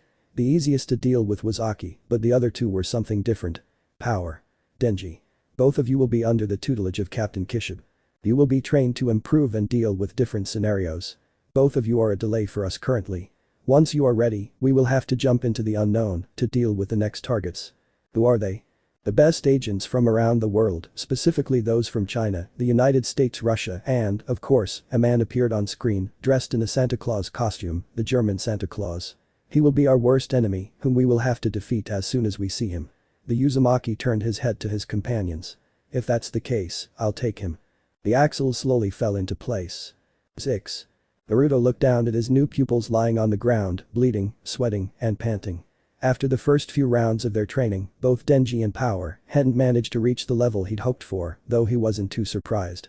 Both had lost to the terrorists and couldn't even fully exert themselves against their enemies. This is disappointing. Kurama appeared on the summoner's shoulder. With blood-red eyes, the immense orange demon stared at the chainsaw wielder and the demon of power. The more blood she had, the more powerful she would be, and the more difficult her death would be at the hands of the public security hunters. Naruto inhaled. He felt the smoke fill his lungs and spread his legs lightly, placing them at shoulder level. Blue eyes shone brightly as the golden hair flashed across the young hunter's vision in a dark suit. Without further ado, the Uzumaki threw away the completely finished cigarette and stepped on it with the heel of his foot. 60 seconds, he whispered. After that, Denji saw his mentor's figure disappear. He tried to stand up, standing on two legs, but a strong blow sent him back to the ground, a feeling of suffocation gripping his body. Naruto stomped hard and skidded. He twisted his body, letting Power's arm slip past him inches away. He braced his stance in a flash and grabbed the arm in one fluid motion. He bent his legs and slammed the girl to the ground in a judo-like motion. That's all. He narrowed his eyes. He looked at both demons. He didn't understand the terrorist's interest in the chainsaw demon. It was one of the few things that escaped his control, and he hated it when something wasn't firmly in his grasp. Erg. Denji massaged his head after the blow. Slowly, the young man stood up, one eye closed because of the blood, while the other rested on the figure of his casual mentor. Apparently, that day, Kishub had chosen to leave them in his care. They thought everything would be much easier, and all they found was torture. If you don't say anything.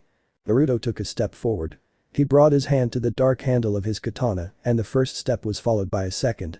When his right foot touched the ground for the second time in succession, crushing the grass, the hunter disappeared completely from the young hybrid's confused gaze. Denji searched everywhere for his mentor. He moved his head from left to right. He focused his ears on any strange sounds that might be in the area. He strained his nose to detect any possible scent belonging to Naruto. But everything he tried simply came up empty. Uzumaki Naruto vanished completely from the earthly plane, as if he had never existed. There was nothing to indicate where his opponent was, and that unnerved Denji. Hey power. See, can you feel it? Denji looked from side to side. He spun around to do a full sweep. There was nothing to indicate where Naruto was. I can't see him. Don't worry, Denji. Power bared his fanged teeth in a ferocious grin. I don't think so. Slash. Before Denji's eyes, Power's arms were severed with a simple fine sword movement that was completely imperceptible to either of them, causing the young blonde to stumble back slightly, sweating. Worthy. Denji blinked. He felt his stomach hit and the air escaped from his throat as he gasped for oxygen in a gasp that rang in Power's ears. Their perception of your surroundings, Naruto walked. From between the folds of reality, his figure appeared before his two downed apprentices. With his sword resting on his shoulder, the hunter looked at them. It just sucks. Rang. Naruto shifted his arm. He guided the sword and placed it as a shield against Denji's chainsaw. The blonde had pulled a rope on his chest and was now taking the form of the demon, just what he was looking for. The hunter closed the fingers of his left hand and fired a punch straight into the hybrid's stomach. He felt his skin being sliced, and before his eyes, his hand was completely ripped off by Denji's chainsaw. Oh, man. Power appeared from his right. Naruto raised his bare arm and used his forearm to resist a direct blow from the woman, who, without regard for herself, attacked him with brute force and pushed him aside, separating him from Denji. Are you getting your ass kicked? Kurama smiled inside his container's mind. He rested his head on his forelimbs and kept one eye wide open, enjoying the sight. DSK. He stuck the sword into the ground. Naruto took a deep breath. He was holding Power's injured arm, and Denji was about to cut off his right arm with one of the chainsaws. He remained completely calm, watching the two boys move around him in the attack. They were like dogs circling their prey, closing in for the final blow. Idiots, he hissed. Naruto swung his arm as Denji entered his area and slammed his elbow into the hybrid's head, slamming the young man to the ground. Never sell a bear's skin before hunting it. With his regenerated hand, Naruto grasped the handle of his sword and, in a swift slashing motion, pierced Power's chest with enough force to shatter her upper torso. However, he controlled the impact on the girl so as not to wound her beyond recovery. They were sparring, not murdering each other as enemies. Makima and Kishub would kill him if he killed them. Game over. Checkmate. Naruto closed his right hand around the handle of his sword and yanked it back, sending Power tumbling forward. He caught her in his arm and made no move as the girl's teeth closed on his jugular like a vampire. He threw a bag of blood to Denji. Blood restores everything, I suppose. Naruto looked ahead. With his right hand, he brushed aside some strands of power that were caressing his neck, causing an annoying tickle. Kishub would probably pressure you to death. I only looked for your weaknesses and strengths. The young man tapped the left side of his head with a finger. His right one was gripping Power's waist. Mind. Plans. A good plan could have finished off Kishub or me. A plan is what you'll need against these terrorists. Denji sipped from his bag. Energy was slowly returning to his body. When he heard those words, he turned his head and looked at the Uzumaki. He could see how calm his blue eyes, slightly covered by blonde streaks, were. Could you teach me? Naruto looked down at the hybrid's yellowish eyes for a few seconds, finding a genuine will behind that gaze. Wasn't he saying that to get at Makima? The blonde-haired hunter frowned. Power was still sucking his blood, and he could feel the girl's horns brushing against his cheek. With one hand, he pushed her away. Yeah. If Makima sees you, he trailed off. Naruto sighed and pinched the bridge of his nose. Fine, Denji. I'll play it cool with you for a while. I'll teach you to be more like me. Naruto stared at the boy for a long minute. But don't let me down. XX. Inside his apartment, Naruto finally let the water fall over his naked body. Warm, almost at a temperature that could cause severe burns in a normal human, the water fell over the hunter's body without him flinching in the slightest. He stood under the shower head, receiving the water drops while staring at the ceiling for several seconds, immersed in a complete trance. "Excuse me?" The sound of the shower screen being drawn back brought him out of his train of thought. Naruto lowered his head and looked at Power's completely naked figure entering the shower he was currently occupying. With his hair wet, even after receiving water, the hunter couldn't contain himself for long as he looked at the girl's naked body. Light skin. Pink hair reaching down her back, now wet. Slim body toned from training. Long, slender legs. "What are you doing?" Naruto asked. Power took the sponge he'd left in her sponge holder and offered it to her as she turned her back to him, revealing her heart-shaped ass. Cautiously, she accepted the sponge. "Can you please explain to me what you're doing in my bathroom? Just because I brought you to my house doesn't mean you can feel free to enter my bathroom." After training prior to that moment, Naruto had decided to take both boys into his home. What trouble could they possibly cause? If they tried to kill him, he'd just slit their throats and rip out their hearts, which was exactly what they wanted from Denji. However, now Power was showing him that she could cause trouble if she wanted. Naruto moved the sponge over the girl's back as she swept her hair completely aside, throwing it over her left shoulder. Her eyes never left the tiles in front of her, feeling the blonde man's effort in massaging and cleaning her back. Power felt Naruto's hand slowly move down her back to her lower back, passing the thin border and cupping her buttocks with both hands. She sighed as they moved over the rounded shape of her rear end in the company of the sponge that both she and Naruto were sharing. Or so Power told herself as she closed her eyes and felt her partner's slender fingers on her. "Not again. Why are you such an animal?" Kurama asked sarcastically, laughing when Naruto let out an internal growl that only he could hear. This way, it didn't affect the demon of Power's pleasurable moment too much. "True. Due to my contract, aside from immortality, you see yourself as someone attractive to anyone of the opposite gender, just to fulfill your deal of a litter." "Fuck you, Kurama." Naruto snapped out of his mind as he felt Power move. He focused his eyes and saw her head on. Flat stomach, perky, firm breasts, a slightly savage smile marked by fangs, wet locks falling down the right side of her face, her red and yellow eyes displayed a cross pattern that was simply fixed on him, piercing him. For several seconds, Naruto held his hands completely still, foam running down his fingers and dripping onto the ground. His breathing was cut off for a period of time, and the hunter made no movement. Breaking the trance, Power took a small step forward and took Naruto's right wrist in his left hand. Without any strength, he pulled his partner's right hand and placed it on his left breast, all the while without taking his eyes off the blonde Uzumaki's sapphire orbs. Feeling the soft touch of the chest, Naruto lightly squeezed it, earning a soft whisper of power. "Power." He wasn't surprised when he heard his own voice. It had taken on a guttural deep tone, filled with excitement. No mortal man could contain himself for long in similar situations, and he wasn't an iron wall to maintain sanity. Yeah? But he wasn't a moral man. Naruto tightened his grip on Power's chest and, using his body, pushed the girl against the bathroom wall, assuming a completely compromising pose.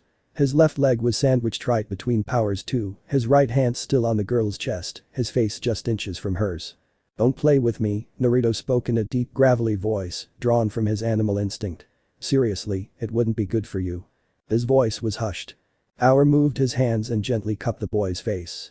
He stretched his body and placed his mouth over Naruto's, silencing any protests he might have had about the matter. They held each other's lips for half a minute. Neither of them moved or tried to deepen the kiss. They just remained like that. Naruto closed his eyes after widening them, mirroring Power's action, and relaxed his tense posture. Finally, when air was scarce, Naruto separated his lips from Power's, examining the girl's now completely flushed face. As it was, Power looked nothing like the heartless demons that have taken over a person's corpse that she was. With her cheeks flushed red, her eyes crystalline, and her chest rising and falling slightly with ragged breathing, Power looked like a teenager on her first time with her crush, though Naruto wasn't fooled. Demons loved Power, and because of that, Power was subconsciously drawn to it. Perhaps that was why he and Makima spent so much time together, drawn to each other's power. And with that thought crossing his mind, Naruto separated his body from Power's, earning a moan from the girl at the lack of the extra weight. "Come out, Power." "But..." "Salt." Naruto slammed his hand against the wall where Power had previously been, completely at the mercy of each other. Perhaps he had fallen to Makima's control. Was she his machine, and that was why whenever he felt this way, he thought of her? Rejecting Power, Naruto. That's weird. "Shut up, Kurama." Has the malevolent cockroach gotten sentimental? Slowly, Kurama's corporeal figure appeared at the side of the shower, staring down at his contractor. You're not being controlled by the red-haired girl, and you won't even be. You already know that. However, why did you think of her just when you could have had this one? You're not in love, but you feel a connection with Makima that you should cut off as soon as possible if you don't want to be, literally, her dog. Naruto slumped his body and leaned his forehead against the wall. The contrast of cold against the heat cleared his tired mind. Keeping an eye on Makima's movements was taking its toll on both his body and mind. I'm going to kill her. Good luck with that. The control demon is like a thorn in my side. Very annoying, but easy to eradicate. Although you know what to do. And, just like that, Kurama vanished. XXI. On the third floor, next to a huge window overlooking the street, two people sat facing each other, looking at each other calmly and without making sudden movements, knowing that any slip could cause a confrontation between the two. Bishop slipped a cigarette between his aged lips. Without taking his eyes off the woman in front of him, he took a lighter and tapped the flint with his thumb. A spark flew, and in a second, a small flame danced before the eyes of both adults. Makima. She's in on all this, after all, isn't she? Bishop didn't respond. He looked cautiously at both Denji and Power.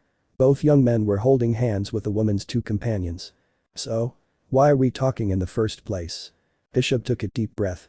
His old lungs inhaled the smoke, which he then exhaled completely through his mouth. Why were they talking? They were about to be approached by Santa Claus and were being used as puppets in Makima's macabre game. Why else would he have prevented that woman from speaking completely? They knew each other, he knew her. Old memories. Good times. Don't give me the sentimentality, Kishub, the woman chided, resting her chin on her left hand, her eyes scanning the view of the empty streets. The chainsaw. A fine addition to your ranks, I see. As everyone expected, the hunters set off after Denji and the demon he was bonded to. What did they need from him besides just his heart? What would they do with him? As long as the questions went unanswered, they would keep the boy and the demon under complete protection. And he highly doubted Makima would let him go. He already put the leash around his neck. Yeah, a very good one, Kishub looked at Denji. A perverted boy, he loved Makima and was literally a dog after his owner. He's a fast learner. Since when do you smoke? The woman looked at the cigarette between the captain's lips suspiciously. I've never seen you smoke. There are many things you don't know about me, Quanxi. Quanxi sighed lightly. If you die because of your lungs, don't come crying, mad dog Kishub. Madness died a long time ago, along with my youth, the man replied, also looking toward the street. Huge buildings blocked the view of both hunters, allowing the adults to look only toward the wall of tall buildings. Once you pass 50, you become much softer. You should think about retiring. Someone your age, being a hunter, will die soon. Bishop laughed dryly. He could have wondered how they'd gotten into this situation, but there they were, him talking calmly with his old companion while showing her his small notepad, telling her about Makima's ears. Of course, there was a story to all of that, one that wasn't worth telling. Santa Claus appeared, and so did China with that woman. They were only trying to keep Denji safe. And live off a pension. Oh, no, please. Kishub took a deep breath, filling his lungs with smoke. I'm not one of those men. No, I'd rather die. Maybe I'm senile. You're senile. Quanxi and Kishub looked at each other. There was no emotion in that gesture, only a tense silence broken by the breathing of their companions. Are you? Kishub took the cigarette from between his lips and tapped it with his fingers. A bit of ash fell to the floor, creating a small dark stain. Chainsaw, Kishub murmured. Everyone's interested in him these days. But I'm on a different note. Denji swallowed hard. How are you feeling? Quanxi laughed. How am I feeling? Really? You're more senile than I remember, Kishub. Quanxi took a deep breath. He kept his left eye on Kishub's. You should keep the necklace on your neck. That's sound advice I'm giving you. Kishub moved, knocking the officer's gun away. Quanxi seized that moment and tried to hit Kishub, causing the two to separate. Floosh.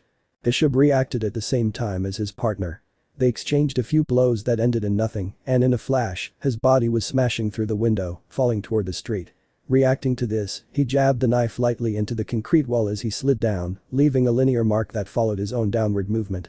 He looked down and, using his feet, pushed himself toward the car now beneath him. Without complaining, he felt his back hit the metal vehicle and heard glass shatter under his weight. Shortly after, another man fell onto the vehicle, shattering the entire column. Let her go, darling. Quanxi looked at Power with a blank look. The demon of power had threatened her, but the situation was completely under control for them. I don't want to hurt you. The white-haired woman took a step towards Power as her partner held Denji in a strong hold that prevented him from moving. Power. We both know how this is going to end, Quanxi silenced Denji's voice with a gesture. Her partner covered Denji's mouth with a piece of cloth. And I'd rather it didn't end completely violently. Aura opened her eyes. Quanxi's arm moved toward her at a speed her pupils couldn't detect, and although her instinct screamed danger, she couldn't move. Tap. I hate it when my precious students are bullied. In these kinds of situations, I understand Kakashi-sensei. Quanxi tried to back away. The fingers on her wrist turned to iron, preventing her from moving away and freeing herself from that iron grip against her. Naruto. Uzumaki Naruto placed his body between Power and the girl he was holding and Quanxi, forcing the Chinese woman to struggle with him to regain control of her right arm. I'm out of cigarettes, the hunter muttered, moving his head to the left, evading Quanxi's palm strike. Guess I need to go buy some. Quanxi shot out with her leg and Naruto blocked the blow with his knee. The woman spun around and threw a second palm strike, which was deflected by her opponent's forearm. Boy. You don't know what you're getting into. Naruto deflected the woman's arm downwards and, using his right shoulder, struck her plexus as he released her. Quanxi recoiled, feeling a slight tingling sensation in the area he had struck. It's my job to get into these kinds of situations, the Uzumaki adjusted his orange tie. Shoving his hands into his pants pockets, the blonde regarded the Chinese hunter with a flat stare. And it's extremely fun for me. The incident exploded. The puppets were moving around the streets and public security was repelling them as best it could. You seem to be having fun, Kid Quanxi asked, watching as the blonde remained in his relaxed position while she fell into her battle stance. Why is that? Self-confidence. Naruto showed a small smile. Santa Claus has come before Christmas. XXII. Quanxi moved. She threw a punch, then another, charging at full force. Naruto countered both moves, standing right in front of the woman, staring into her uncovered eye as he drew back his right arm. Place. Quanxi felt the blood rise in her throat and soon saw it escape from her mouth in a jet that stained the ground beneath her feet. She recoiled from the strong blow and wiped her chin with a light movement of her hand. I have a far greater understanding of the body than a doctor could ever acquire in years. Naruto slowly peeled back his dark uniform jacket, revealing his white uniform undershirt. Denji and Power. I suggest you meet with Kishib. Santa Claus is delivering presents early and I hate it when people ruin my beautiful Christmas. But Naruto. I can take care of this woman and her girls. Are they your girlfriends, Quanxi? I don't know how to define this, the hunter pointed out, showing a weak apologetic smile on his face. Don't worry, the woman spat out a mouthful of blood. I'll take care of you without remorse. I hope you don't take this the wrong way, but I'll come for you alone. I expected nothing less. Showing his bare arms after rolling up his shirt sleeves, Naruto faced Quanxi, placing himself between her and Power. Get out. Both of you. Without looking or hearing a response, Naruto launched himself at Quanxi at the same time she launched herself at him. They met halfway, both firing a punch that countered with the other's own, causing them to flinch slightly. Makima. Kishib Quanxi responded directly using his hardened forearm and blocking it. I didn't think there would be anyone else who could keep up with me. Naruto pushed at her arm and the seconds loosened. Surprising Quanxi, the blonde spun around and, leaning his weight on his left hand like a breakdancer, launched an axe kick at her that connected with her forearm again. He was able to react to the movement. I tend to surprise my enemies. Naruto evaded Quanxi's kick and spun, landing a few feet away from the woman. I hate surprises. If they are at Christmas, they are absolutely beautiful. Quanxi fired a direct punch. It was blocked by the Uzumaki's hand, who in turn launched a kick against the woman's side, which was stopped by her elbow. Really? I never saw the beauty in it. It is, Naruto lowered his arm and pulled Quanxi down. Taking advantage of the movement, he switched legs and launched a knee into his enemy's face. You should get your eyes checked. Quanxi blocked that knee and took advantage of it to push the boy's leg back down. Like a dancer, she brought her leg over his head and slammed Naruto's face hard, sending him rolling onto his back a couple of meters. Do you know what I do for a living, woman? You're not an actor. I almost am. Both hunters launched themselves at each other, colliding mid-air again. Both planted their feet firmly on the ground and pushed at each other, finding themselves at a standstill, unable to move the other. Almost is not enough. Oh, well, that's fine by me anyway. Naruto reared his head back and shot forward. A hollow sound echoed through the mole room, followed by a deafening silence for several seconds. Resourceful Kid Quanxi praised, feeling blood trickle down his face from the gash in his head. And a hard head, no less. The woman swung her leg and slammed her knee into the blonde's stomach, causing him to arch his body forward. Quanxi took advantage of this, letting go of the Uzumaki's arm and, like a wrestling fighter, slammed her forearm into Naruto, sending him rolling onto his back. You should choose your opponents, she murmured, looking over her shoulder at her fallen enemy. This time I let you live, but… Cough. Naruto slowly stood up, blood dripping from his mouth. His neck hurt like hell, and his precious oxygen didn't seem to want to enter his beloved lungs. Hurts like hell. Book. Chico? Huangxi was slow to react. By the time she realized what was happening, her enemy's fist was hitting her directly in the center of her chest. She felt the pain, the blood, and the bones breaking inside her body. Cough. She fell to her knees, a huge river of blood pooling beneath her hands. That teenager had shattered her ribsage. In a single second.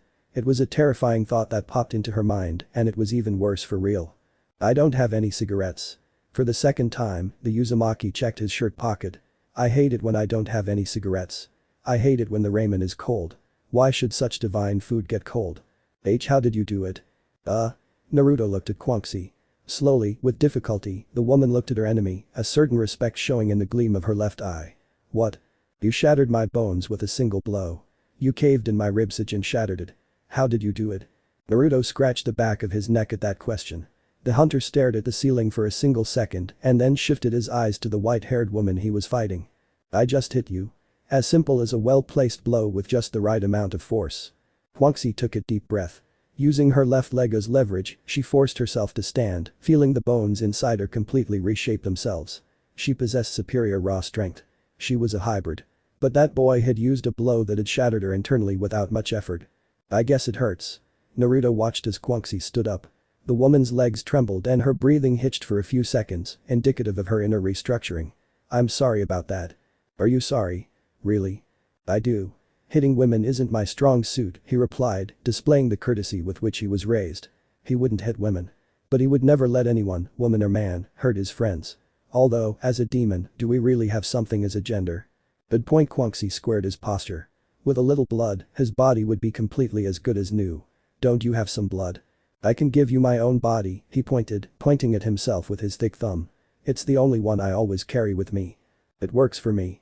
As they both took a step, darkness closed in on them, covering them and completely separating them from them all. Naruto quickly looked at the other members of public security, seeing Denji on the ground. Naruto? What's wrong with Denji? Ayakawa walked over to the fallen Denji. With his right hand, he grabbed the rope on his companion's chest and pulled. With difficulty, the saws began to show, becoming blocked. I suggest a truce. Huangxi looked at all the demons. The demons are not in their best state right now.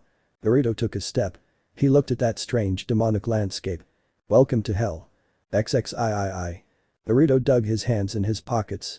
They were all brought to hell by someone who wanted them there for some kind of ridiculous ritual in which they would be used. Though ritual wasn't the word that should define their situation. It wasn't a ritual, but they were participating in one. One that was performed by the person who sent them to that place to watch death loom over them, devour them in its jaws. A similar image was the one that haunted his mind, the one that flooded the minds of everyone there.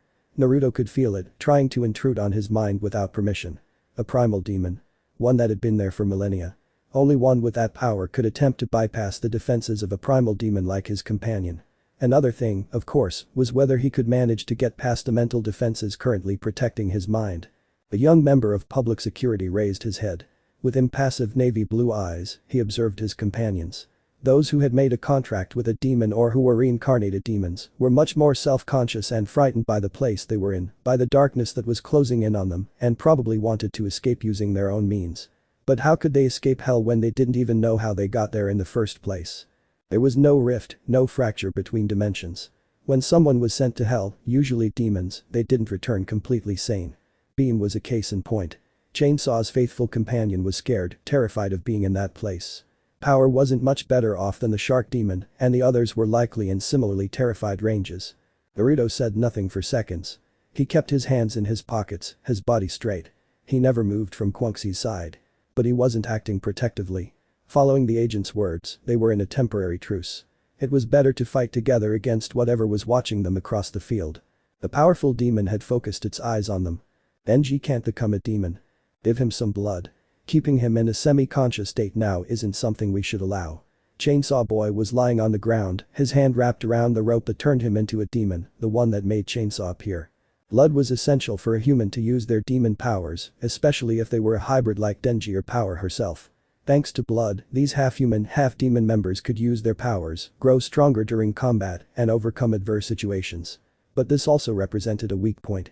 When they didn't have enough blood, they weakened and lost their powers for a time, just like what was happening to Denji. The boy couldn't fully activate his powers due to the loss of blood during the fight against the hunters who were after him, forcing his companions to use their blood to help their fainting companion. Something's watching us. It's looking at us from the other side. The blond man shifted his attention to the other side of the vast expanse of land. If he'd had one, Naruto would have placed a cigarette between his lips as he watched whatever was staring back at them. He felt that tingling sensation of an incessant gaze. He felt it on the back of his neck, as if someone were watching him from behind. It was annoying, strange. But even so, he didn't give much thought to the fact that they were watching him. He didn't fear his death. Death slipped through his fingers like crystal water, like tiny grains of golden sand. Focus on giving Denji blood, the hunter massaged his neck. His uniform jacket had been left behind in the human world. Only his shirt covered his torso, with the orange tie serving as his identifying mark. We must leave this place. Darkness descended upon the newcomers to hell. It was cold, oppressive. Power felt the air drain from his lungs, finally sinking to his knees. Beam was overcome with fear, sweat dripping down his forehead and soaking his bare torso. Naruto saw this as excessive. Fear is a constant source, one that has been there for thousands of years. Darkness, fear. They go hand in hand, looming over humans as if they were mere insects. The demon of darkness walks among bent bodies, among astronauts split in two, to take you all in its clutches. The deep voice of the immense demonic fox echoed in the Uzumaki's mind. Slowly, the figure of the demon of darkness became more and more present, appearing tall, thin, with a strange shape that had made the others freeze for a few seconds, a fraction of a second. Get out of here, Chainsaw-sama. Naruto's eyes widened.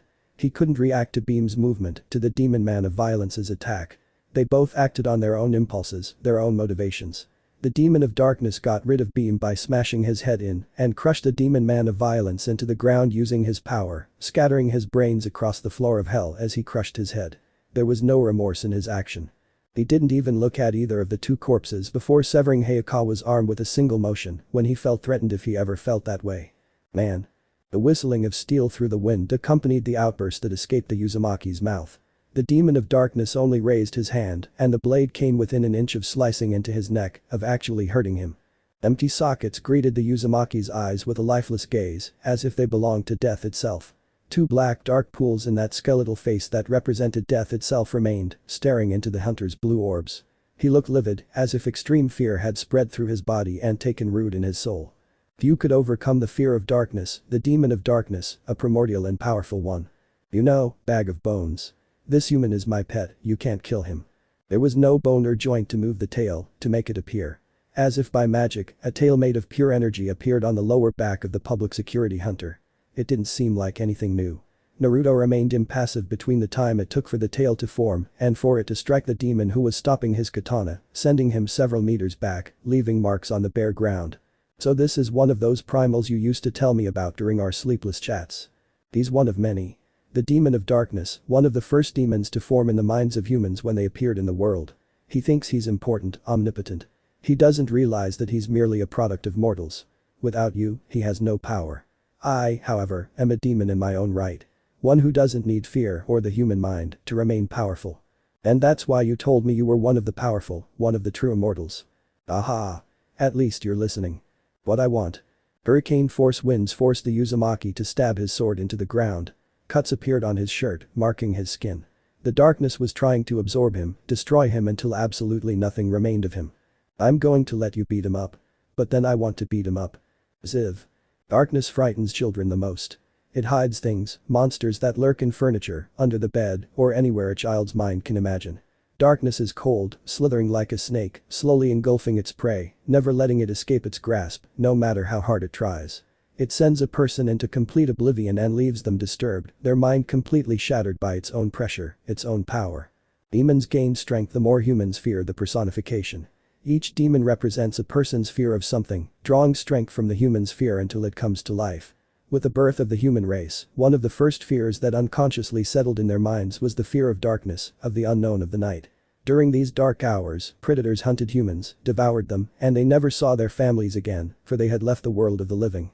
The primal demons were born from the earliest fears, those that humans never abandoned and that they held in their minds, even if it was completely unconscious.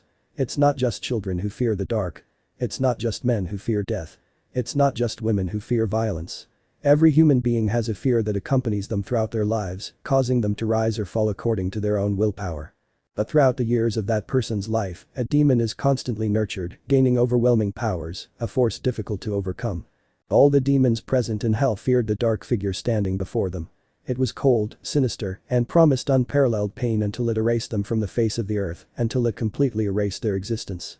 But there was only one demon, and therefore only one hunter, who didn't fear the primal demon who stared at them with dead eyes, two dark sockets and a cadaverous face that would have traumatized any normal person who had seen it.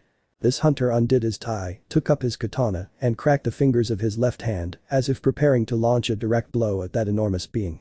The being completely shifted its attention toward this hunter, taking a step back out of pure unconsciousness, as if fearing him. Blue eyes didn't hesitate for a second. They remained staring at those two dark pits that the demon of darkness had for eyes. Okay, where were we? A misty energy traveled up the hunter's arm until it enveloped the sword's blade. This bubbling energy compressed until it completely enveloped the blade, creating a sensation of light and warmth that surrounded everyone behind the young man. You're not much of a talker, I get it. Two hands gripped the katana's handle. The man stepped down hard, straightening his back completely until it was completely straight. I'll have to get you talking. Got it. The black sword formed and blocked the burning blade. Small fractures appeared on the dark blade, and the demon's sword shattered into hundreds of dark cold pieces. I didn't know you could do that, Kurama. There are many things you don't know, you little shit. There was no reaction from the demon of darkness. He stood there, his deathly eyes fixed solely on Naruto's figure, as if waiting for some movement from his side, some new attack the hunter was about to execute. One thing, furry fox, Naruto placed the katana on his shoulder. Can we expel the others? I think I know what this giant cadaverous being wants. A portal. Well, we're on a roll. Clearly we can do that, idiot. Naruto looked at the rest of the people, at the corpses. He reached directly toward them and closed his hand. When his fingertips touched the palm of his hand, all the hunters and remains disappeared from the scene, including those responsible for that incident. You have powers you're not telling me about. Not even if I had married you. You've struck a blow to my fragile heart, man. The hunter looked again at the elongated demon that represented humans' fear of darkness and what it hid. Are you going to talk now? Or will I have to cut you completely in two? A human who truly isn't afraid of the dark. Or should I consider you a demon now, kid? You've made a contract with someone truly dangerous, of dubious reputation, if I may say so. That gave me the creeps, Naruto shrugged, trying to get rid of the feeling. The demon of darkness's voice reminded him of the movement of a skull, of bones constantly colliding with each other. I know exactly who I've bonded with, Bones guy. I should point out that you haven't been much of a negotiator, then. Being contacted by Kurama, the king of the nine beasts. That really intrigues me, and it bothers me. The demon crawled up to Naruto, standing before him. Slowly, the being shrank down to the hunter's height. What is it that has driven Kurama to bond with you, to be trapped by your side?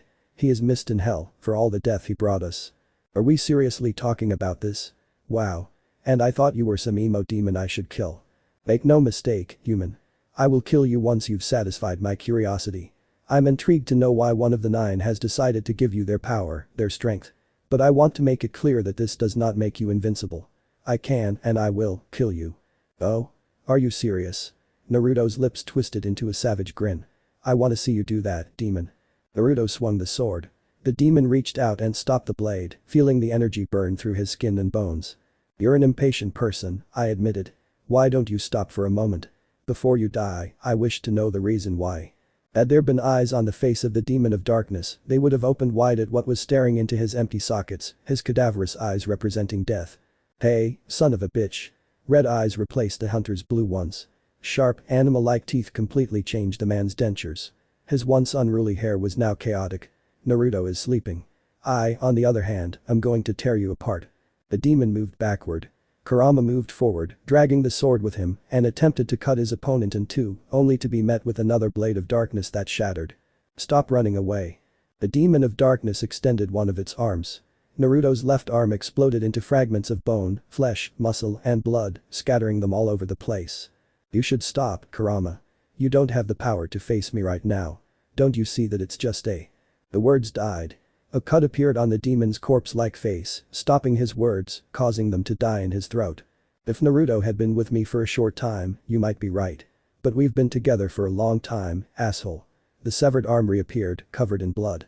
I'd say we've been together since Caesar ruled Rome. Two blades appeared. The demon of darkness moved his arm and generated others accordingly, only to see Kurama's katana and energy sword shatter his own, causing fragments to fall again like a shower of crystals. Have you kept him alive for 1,000 years? I gave him immortality. Kurama planted his feet on the ground, facing the demon. He crossed both arms, swinging both swords to opposite sides. He's immortal, and I don't have to come back to this shitty place. Great deal, huh? Because you're going to die. Don't do it, you fool. Kurama didn't hear that scream. He was the king, the predatory beast, a true demon who didn't need the fear of humans or other demons. He wasn't benevolent, kind, or gentle. He was a predator, a hunter who destroyed his prey, a hunter who wanted to remain calm.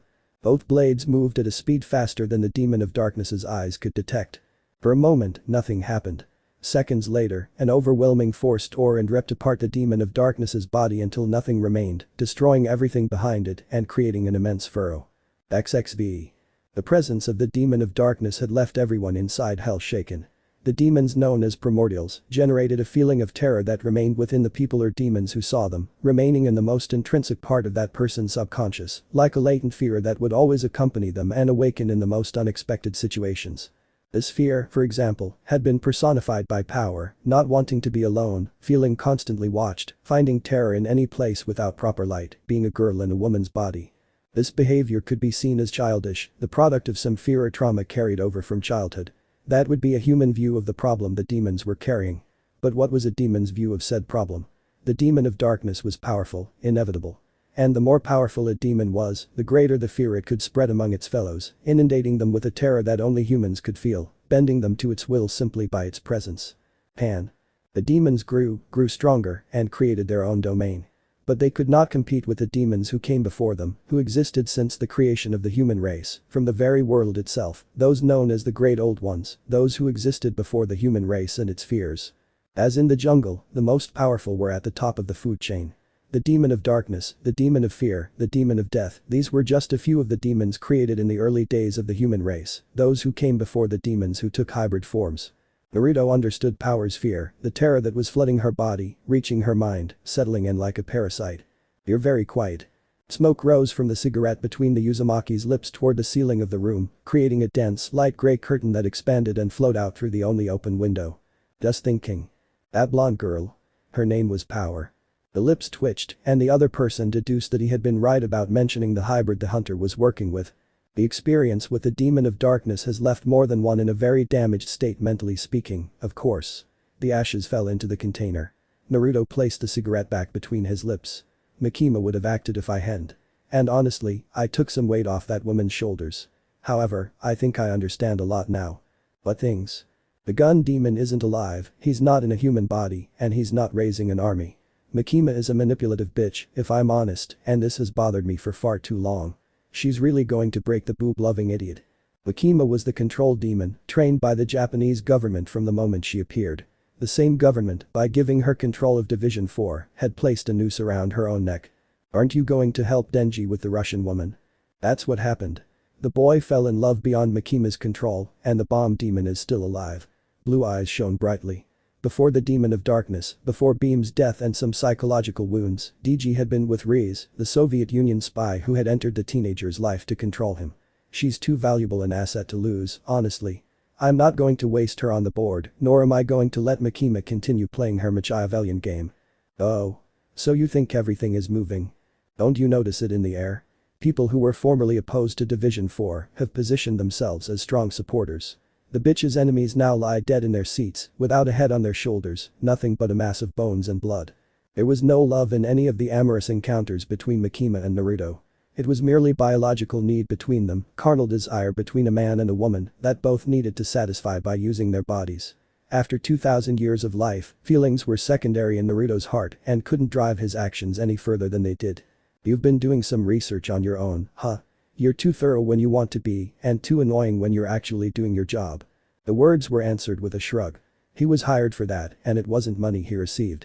Vast quantities of Rei-men, preferably from Ichiraku, were delivered to his home at the end and beginning of the month, with a double payment. He already had money after more than 2,000 years on Earth, and he couldn't receive fortunes once he already had them. The best way to get someone to hire him was to give him food. I have the motivation to work. The cigarette fell to the floor without a sound, and his foot crushed it, extinguishing it instantly. Now that I think about it, why exactly did you come to see me, Quanxi? I know I kicked your ass, but you're closer to old man Kishib. Quanxi snorted, accompanied by a huge amount of smoke coming from her mouth. The one-eyed Chinese woman stared at the ancient hunter for several seconds, analyzing his young face, examining his body language. All my lovers are dead, kid. I have no intention of continuing to fight for the Chainsaw Man, and I can't return to China empty-handed. I could end up dead, you know that. And my best bet is to stay with the strongest. And that's me, right? I want in on your act. I'm not an idiot, kid. Division Zero's movements haven't been quiet enough to miss that or. You're perceptive, the hunter's lips moved, revealing his sharp teeth. I let you watch the movements because I want you on Team Quanxi. If you agree, the flesh was cut and blood dripped to the ground, just drink my blood. We'll see what happens next, my dear. XVI. The hunter's blue eyes watched the images on the television. The gun demon took possession of Hayakawa Aki's body and caused chaos in the city center, leaving hundreds dead, including Aki himself, who had to be killed by his partner and best friend. That's a little sad, I guess. Quanxi stared at the same image Naruto was staring at. Aki's lifeless body lying in a huge pool of his own blood, on top of some rubble. The chainsaw hadn't considered thinking of his partner, of the gunman, as a friend. He seemed completely manipulated and pushed into the actions that had taken place. He was controlled like a puppet. That's a she move. Bishop's narrowed eyes were staring at the same image, but several meters behind Quanxi and Naruto. A cigarette was placed between his lips, freshly lit, with smoke drifting from it to the ceiling. She? Breeze blinked and raised her head. She was lying on a sofa, reading a magazine about flowers and cafes. Her eyes soon looked at Denji's figure and seemed to be blurred by a thin layer of tears that might eventually overflow. Makima.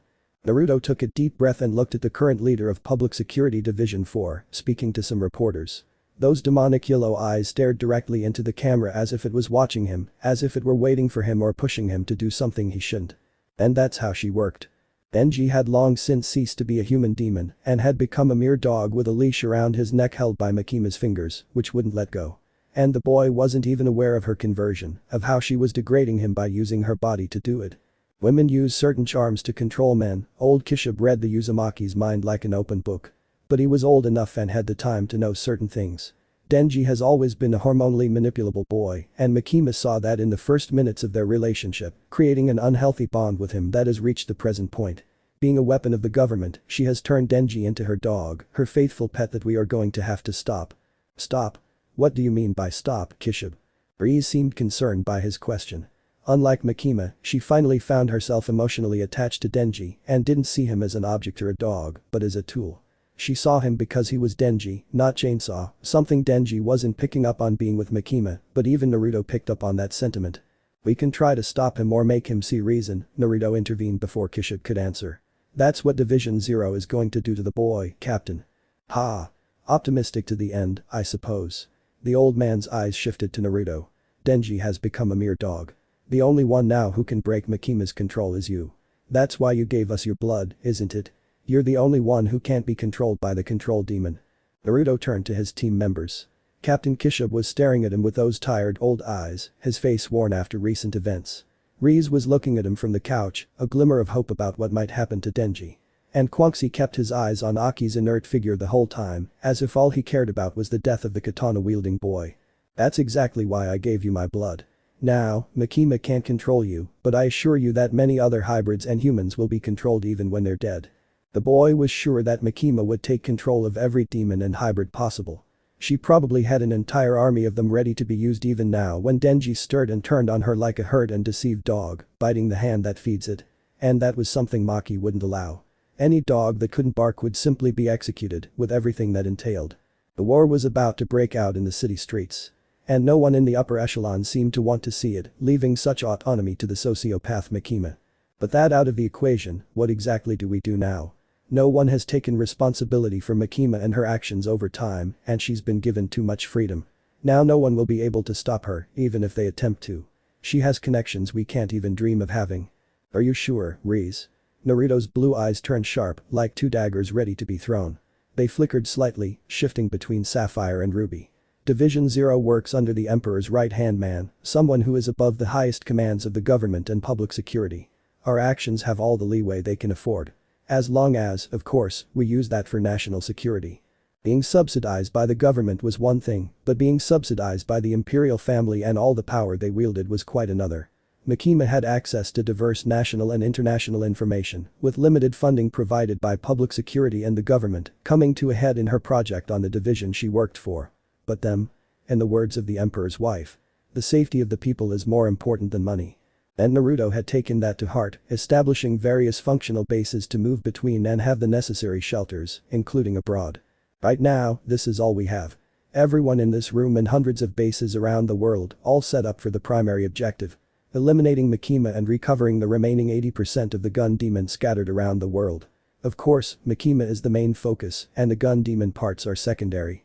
Maintaining peace in Japan is paramount to our benefactor, as is the safety of its inhabitants. And the next step, boy. Oh. We'll just have to wait and see. I want to see when Makima makes her move, when she takes off her mask to show her true face and cause chaos.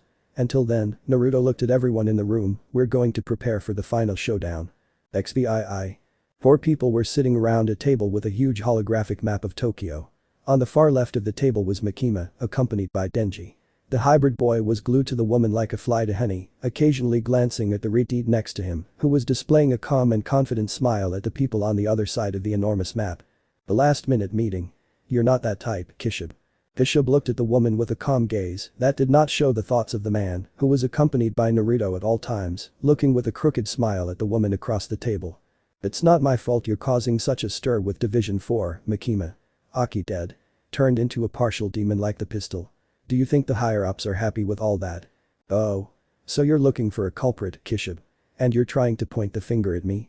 Makima cupped her right breast, gripping it tightly and directing the interaction toward the blonde next to the old man. And what do you think, Naruto?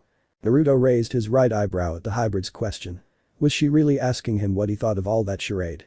Makima would probably heed the warning, but she was also smart and would take action to avoid being tainted by what had happened with Aki. The boy died under your command, turned into a demon outside the realm established by those in power. He massaged his neck, looking at Denji for a second. How could he have transformed into a part of the gun demon when he was supposed to be contained? Who gave him the parts for it?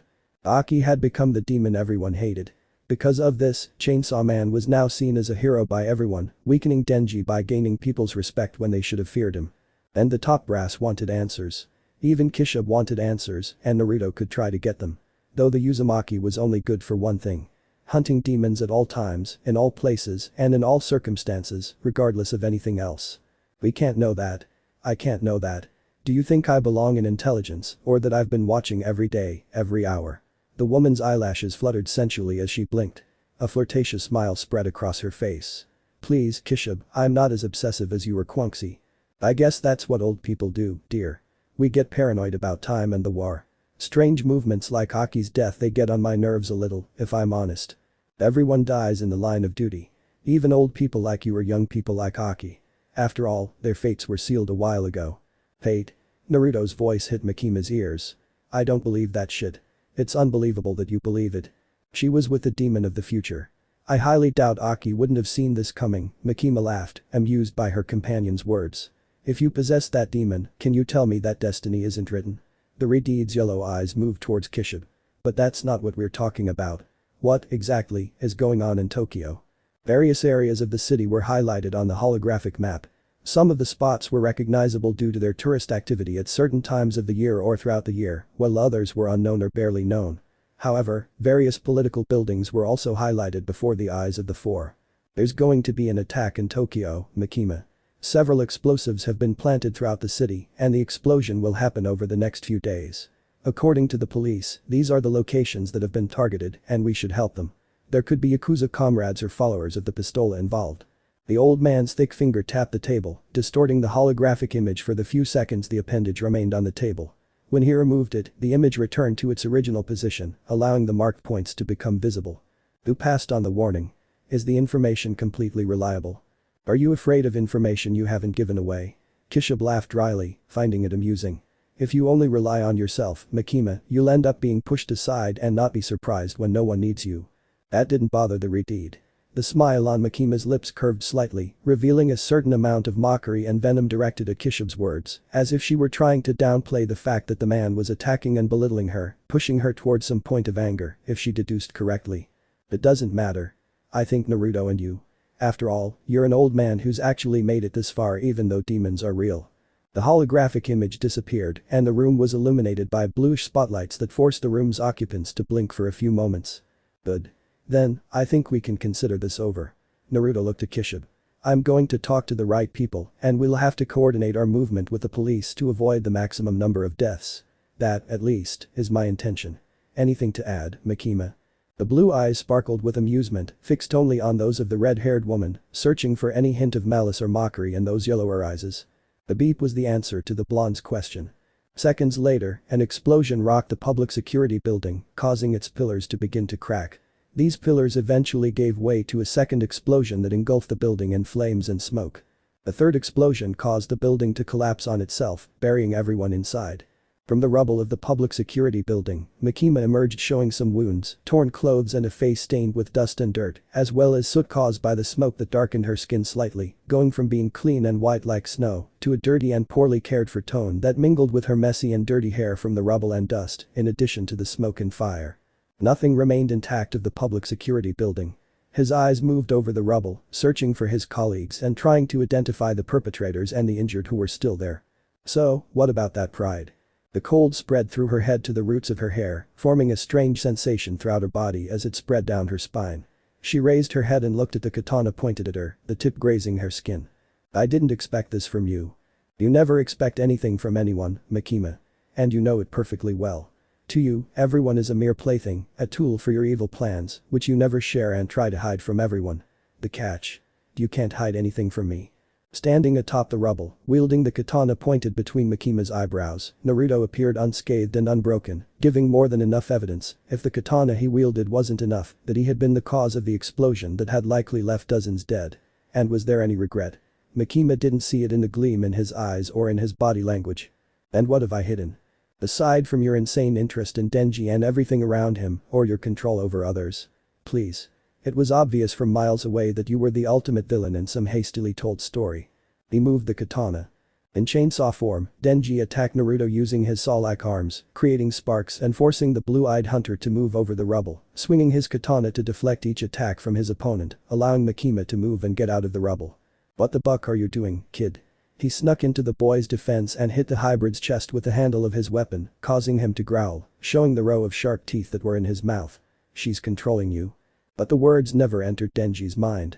His killing intent never diminished. His desperate movements, directed at Naruto's body, never stopped and it was clear he was trying to cut him in any way possible, to tear him apart like a piece of beef. He just sighed. He stood his ground. He gripped the handle of his katana with both hands and held it horizontally above his head, blocking the downward swing of Denji's saw arms that were intended to cut him into 2 or more pieces, which failed to happen when Naruto blocked both saws with his katana. You're a bastard, attacking us, Makima. You're like a horny teenager. A knee strike forced Denji to spit blood. He wrapped his right leg around the ground and slammed the hybrid into the rubble. He threw his katana and wrapped his arms around the chainsaw's left limb. And it's something that's even tired me out. The right chainsaw attempted to sever the hunter's head. He moved the saw aside, leaning back, letting the saw pass a few inches from his face. In response, he shifted his foot and stepped on his enemy's neck with just enough force to avoid snapping his neck and simply immobilize him like prey. Denji's mind was no longer his own. Naruto could see it in the boy's actions, in his interactions with the woman who had absorbed his head, his mind like a parasite. The boy was merely Makima's puppet and the blonde saw it in the boy's eyes, even though he wasn't doing anything to rebel. He was letting himself be guided like a completely submissive dog under his foot, unable to rebel. And he felt a certain pity for it, though not enough. In that moment of deliberation, the sound of a cannon shot accompanied the excruciating pain that struck him for the next few moments, forcing him to look up. A man was pointing a shotgun at him, while he was wired. I'm trying to save us all here, asshole. Naruto threw a knife through the man's neck, but if you're going to be a nuisance, just die, you ungrateful idiot. The saw cut through the flesh, and Denji tore his former national security partner in half, watching with his eyes as Naruto's entrails scattered over the rubble, as if they were part of some kind of confetti. I'm sorry, Denji stood up, looking at the remains of the hunter, as if he hadn't been a comrade. Makima must be protected. I can consider this a betrayal, Naruto. Why have you turned against us? You were my mentor. I've lost you like I lost Aki. Yeah, well, blood gushed from Denji's mouth the next moment. The katana slashed through his chest like butter. Can you stop being so naive, Denji? Because I seem to remember telling you I was immortal. And that word means you won't be able to kill me, no matter how hard you try, no matter how much Makima wants to see me die. The foot pushed Denji off and knocked him into his own pool of blood. I pity you. As much of an idiot and a dog as you are. But I won't let you die. Chaos had taken over the city. Columns of black smoke rose into the sky, darkening it even more than it already was. And the rain only made things worse for Tokyo residents, who ran in terror from the storm, the explosions, and the smoke that drifted across the city, as if trying to complete some kind of smoke dome. The explosions affected not only the National Security Center, but the locations marked on the holographic map exploded as Captain Kishib had said, and in the same order, causing hundreds of thousands of structural damage when the bombs exploded, taking hundreds of people along with them, due to the bomb warning failure. Is this your thing, Kishib? Makima had located the old hunter about 10 kilometers from the National Security Headquarters, without a single wound or hair out of place, without showing any agitation from having run or having been moved at high speed. You can take it that way, yes. I'm not going to deny my participation in all this theater. But it wasn't me who was standing next to the boy. Naruto is good at being a ninja, and using clones is his specialty, and he doesn't like to depend on them. Smoke left the old man's mouth as he stepped into the light, wearing the clothes he always wore. But look at the face you give me, Makima. Surprised. That boy has many surprises. Do you think bucking him would give you control over him? If so, you're very wrong. He's not Denji. You should have seen it coming. The woman's face turned as hard as stone. The air stopped entering the Ritide's lungs, and seconds later, she burst into laughter. It wasn't laughter of joy or mockery, but of cynicism and venom, as if she found it funny that she'd been discovered and toyed with when it should have been the other way around. Couldn't she control Naruto? That was a wall too high to overcome, and she always had to face it, but she hoped the boy would at least be docile with her with each romp. Yeah, that's so true. Denji and Naruto are two complete opposites, and while the latter is a good book, Denji is the Chainsaw Man. And that's all I care about in this world. How obscene. Bishop leaped back at just the right moment. The figure of the katana demon appeared, shattering the ground beneath his feet as it fell between Makima and the old hunter. Katana. I suppose you've decided to use everything you know to try and stop us. Are you going to try to be seen as the good guy? Continuous gunfire flew toward Katana as he advanced, intending to cut Kishib down. Because you're not the good guy, and we don't really care about people trying to stop you. Huangxi and Riz made an appearance, falling on the katana, sending the hybrid to the ground as they smashed it with all the force both women possessed, forcing the man to remain subdued against them. Makima. Huangxi. The Chinese woman looked mockingly at the Retide, waiting for some response from the hybrid in charge of public security. But Makima's yellow eyes shone only with disinterest, briefly shifting to Riz before looking back at Kishib. Is this all? Are you serious? You can't stop me with just this, old man. Kishib's tired eyes looked up at the huge tsunami of people running toward them. He spat to the right, throwing away the cigarette he was holding in his teeth, and pulled a Glock from the folds of his trench coat. There were no bullets left in the magazine, but it wasn't enough to stop the woman's army. I thought I'd take those bastards out, he muttered, changing the clip. We'd better retreat. Back off. Makima reached out and pointed her index finger at Kishib. After what you did, I'm not letting you leave. Bang. Blood flooded his mouth. Kishib reached down to the left side of his chest and felt it with his appendages, feeling the dampness of the blood through the cloth, moistening his fingers. Do you? It's a wonder I didn't split you in half. He tilted his head to the right and let an arrow fly past him. But you've always been resilient, old man. And you'll remain so even to your end, like a rabid dog. Several explosions created a curtain of dust and debris that hid the three from Makima's eyes. Being the fastest, Huangxi took Kishib and exited the cloud on the opposite side, followed closely by Riz, leaving Katana aside, who stood up ready to chase the two women and the wounded old man. The crackling of the flames was just a warning. A wall of fire prevented Katana from continuing, and the hybrid Yakuza's eyes focused on the person blocking them. Haven't they killed you? Ah. Crazy bitch, the smile widened into a foxy grin on a mocking face. Do you think something like a controlled puppy would kill me, Makima? You know me well enough to know nothing you have will kill me. Not even your army of undead from the graveyard. She waved her hands, and a wave of fire surged toward Makima, but without harming her. The flames passed on both sides of the woman, and the fire hit the army of the dead full on, causing the air to be filled with the smell of burning flesh. It was at that moment that Denji fell from one of the buildings onto Katana, running the man through with both chainsaws and severing his head with the one he was carrying for a head. Worthy. Makima looked at the boy who had fallen on the katana. Her mind was filled with thoughts about the situation, or rather, about the fact that Denji was acting completely autonomously, beyond her control, like a dog off its leash and under its owner's command. Let's just say this is a bit of a balance, blue and yellow eyes connected for a few seconds. Let's put an end to everything you've done, woman. Manipulating people, whether demons, hybrids, or humans, was easy when one was born with the necessary qualities, but all that didn't matter when the control demon was present. He didn't need any skills or qualities to control any living being in the world, whether on the earthly plane or in hell. And of all the demons, he was one of the strongest within the world of the living, trained and controlled by the government since his appearance. And that should have been enough. Control had been a part of Makima's life ever since she could remember, ever since she was born, at a point older than human or animal consciousness, perhaps even older than some of the most primal feelings in existence. But at that moment, several people were out of her control, out of her hands, and not subservient to her. Quite the opposite, they were standing there, staring at her with defiant and rebellious eyes. Makima could understand the disobedience of someone like Uzumaki Naruto, who was bound to something older than life or death, much older than the feelings of living beings. What she didn't understand was the disobedience of Denji, someone she began to manipulate from the moment he fell into her hands, giving him what he wanted and tightening the leash when necessary, but always demonstrating who was above the other. He even used his body to control it. Denji's interest had always been in the sexual and physical aspects of a relationship, and she'd used that to manipulate the boy up until that point, even overcoming the fact that he'd loved someone other than her for a few weeks. If they'd gotten past even that, what had changed? What made Denji stand before her, show off his power, take the form of chainsaw, and fight her? The answer to the question was next to the boy who should have been her dog. Uzumaki Naruto, the hunter in the service of the imperial family, a man with the longest lifespan in the known world. For her, the most important thing was to kill Naruto, kill him, and dispose of his body without a trace. But how could she possibly accomplish that when no one had killed the boy? That wasn't something Makima had on her agenda, and she couldn't see a clear path to achieving her goal. And it was his biggest barrier to achieving his goal. It doesn't matter, she didn't speak so Naruto or Denji could hear her, she did it to remind herself that her current worries didn't matter, she could leave it for later.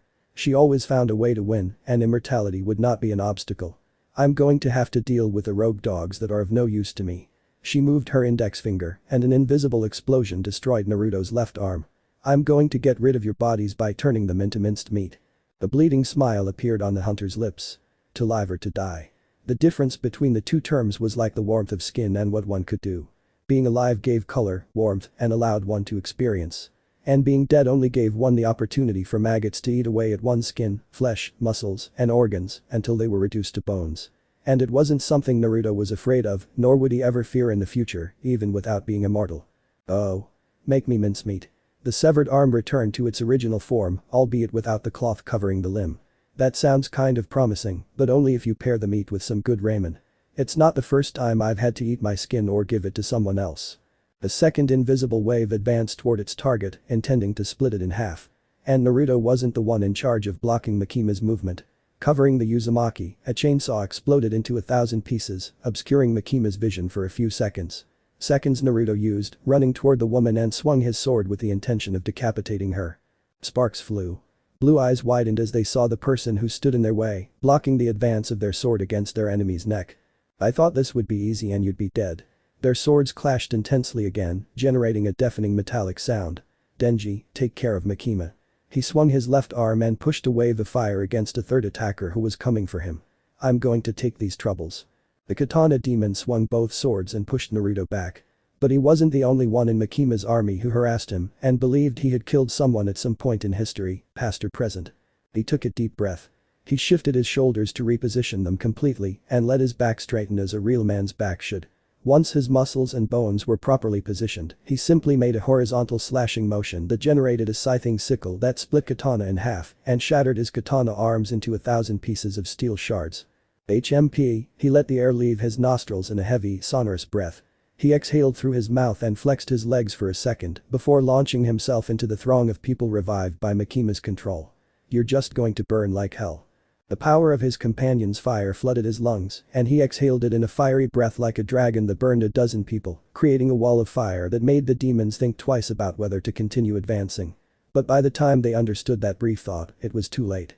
The sword came down wrapped in bubbling energy, and a burst of viscera, bone, skin, and muscle generated a bloody rain that soaked the street and the surrounding buildings. The variable Makima hadn't taken into account was the power flooding Naruto's body, coming from the demon with whom he had made a pact. And it wasn't a demon who needed fear or humans to be powerful. It was a powerful demon, even above darkness or other primordial demons. Kurama was a true demon.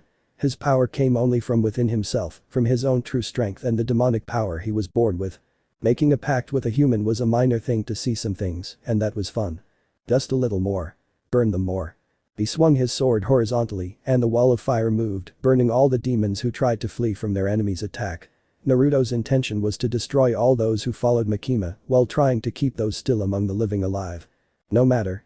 They're already toasted, Kurama, he shook his head, staring at the two figures in the distance. It's time to move on. Blood dripped onto the cemetery grass.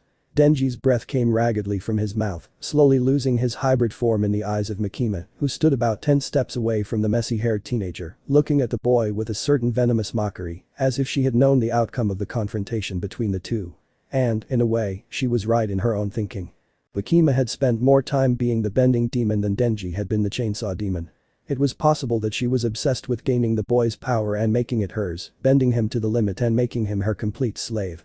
But Denji hadn't had the time to synergize with the chainsaw demon, hadn't fully grasped the power of his demon, unlike Makima, and she was overwhelming him with it, overwhelming him to such an extent that all his mind could think of were shattered bones, torn muscles, and the blood dripping from her pierced abdomen. The pain didn't matter at that moment, or at least Denji didn't care about it, and he didn't even have a brain cell thinking about the perforated abdomen from which blood was pouring out, creating a huge pool beneath his feet. And he didn't think about the pain to come either. His eyes were fixed on Makima and didn't move for a moment, not even when one of her limbs was separated from her body with an invisible burst of energy. And for Makima that was just a disappointment. The chainsaw man had been something she'd sought at all times, something she'd needed like a normal person needed to breathe. And Denji had disappointed her on several levels, cutting deep within them. How could he move without being under her control, or how could he simply believe he could defeat her? Without fear, the chainsaw man's power was completely null. He'd taken care of all of that by introducing the boy, in his demon form, as a hero. It was his plan. But she didn't need Denji. The chainsaw's heart was all she craved, and from it, she could create another chainsaw loyal to her, another guard dog to follow her around like Denji should have, like they all should have. The wind stirred, and the smell of smoke and ash filled both of their nostrils.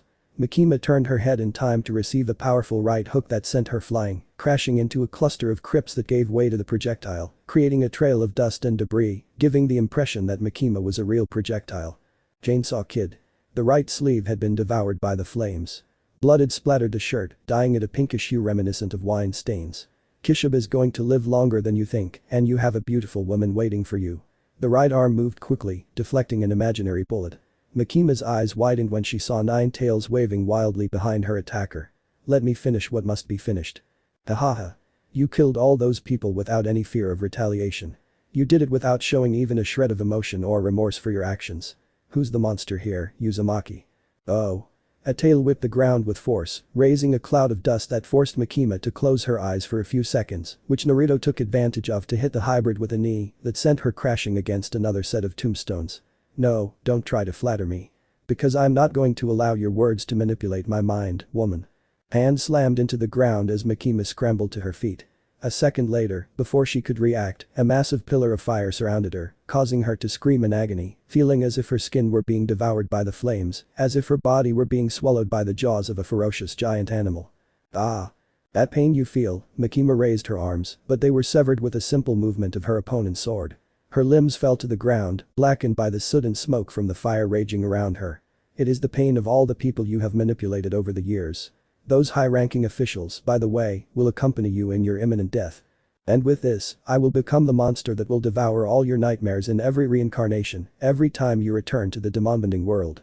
I want you to remember Uzumaki Naruto, the bearer of the 9-tailed fox and your executioner, the one who will never allow you to have an ordinary life or a happy thought again for the rest of your existence, because Kurama is not going to devour you, which will cause you to be reincarnated in hell, and when you die, you will be reincarnated on earth. The sword pierced Makima's chest, splitting the woman's heart in two. Blood soon reached her mouth, filling it with the red liquid to the point that she coughed it over Naruto's feet. After all, the end is short when death is close behind. And death, in this case, has been lingering, waiting for your thinking to change, Makima. But I left it too free rein. I gave you too much freedom and let those idiots above put a collar on your neck. If you were ever reincarnated in this world, then I will take care of everything that I had to do at the time. Or, failing that idiot Denji will. He's a better guy than me. The sword left Makima's body, which fell inert to the ground, lifeless, with her skin charred and her hair blackened by fire and smoke. Several days later. The government cabinet was completely reshuffled. The attacks in various parts of Tokyo were attributed to public security operations and its figurehead, Makima, and the Japanese prime minister. This forced him to resign when everything was discovered. He was branded as corrupt and a poor leader, banned from holding any public office for the rest of his life, and given a lengthy sentence in a maximum security prison. Public security was rebuilt from the ground up and Kishub took command of the various divisions, merging them all into one in an attempt to somehow eliminate the animosity between teams and foster camaraderie, which many people supported, understanding that they were fighting against common enemies. Denji was sent to a public school with Riz as his classmate protector and Kwangxi as a teacher from said high school and instructor of the two young teenagers in her charge, which was a gesture of good faith by the new government and the new public security. Blue orbs moved down toward the head, which was moving back and forth with a regulated intensity and in a constant manner. Would you stop? I have to finish this report. Soon the head stopped all movement, but a grunt escaped Naruto's lips when he felt the entire contents unload in just a second. It's not my fault. Power poked his head out from under the desk, displaying a devilish grin. You've been working too long. Why not take a break? Naruto looked at the blood demon and raised an eyebrow. Work hard. Since Makima's death and the imperial family's dismissal of the government, he and Power hadn't left their bed at all, forcing him to buy a new one after destroying the old one. Seriously, Power, how much energy do you have? We've been like this for a week. Naruto and Power had begun living together. Without Makima around, the Uzumaki could lead a much quieter and more personal life, more focused on what a normal human would do, even though he was truly an immortal being. Come on, mustache. I want to break the new bed. Power disappeared down the hallway and Naruto rolled his eyes and let out a short laugh. He closed his laptop and ran into his bedroom. I don't want to buy beds every 2 days. After a few thousand years, taking an ordinary human life didn't sound so bad. Let me know in the comments below if you guys want the next part. Also check out my other video that has been shown and left. Thank you for watching. If you enjoyed this video please like and share this video. And have a fantastic day. Bye.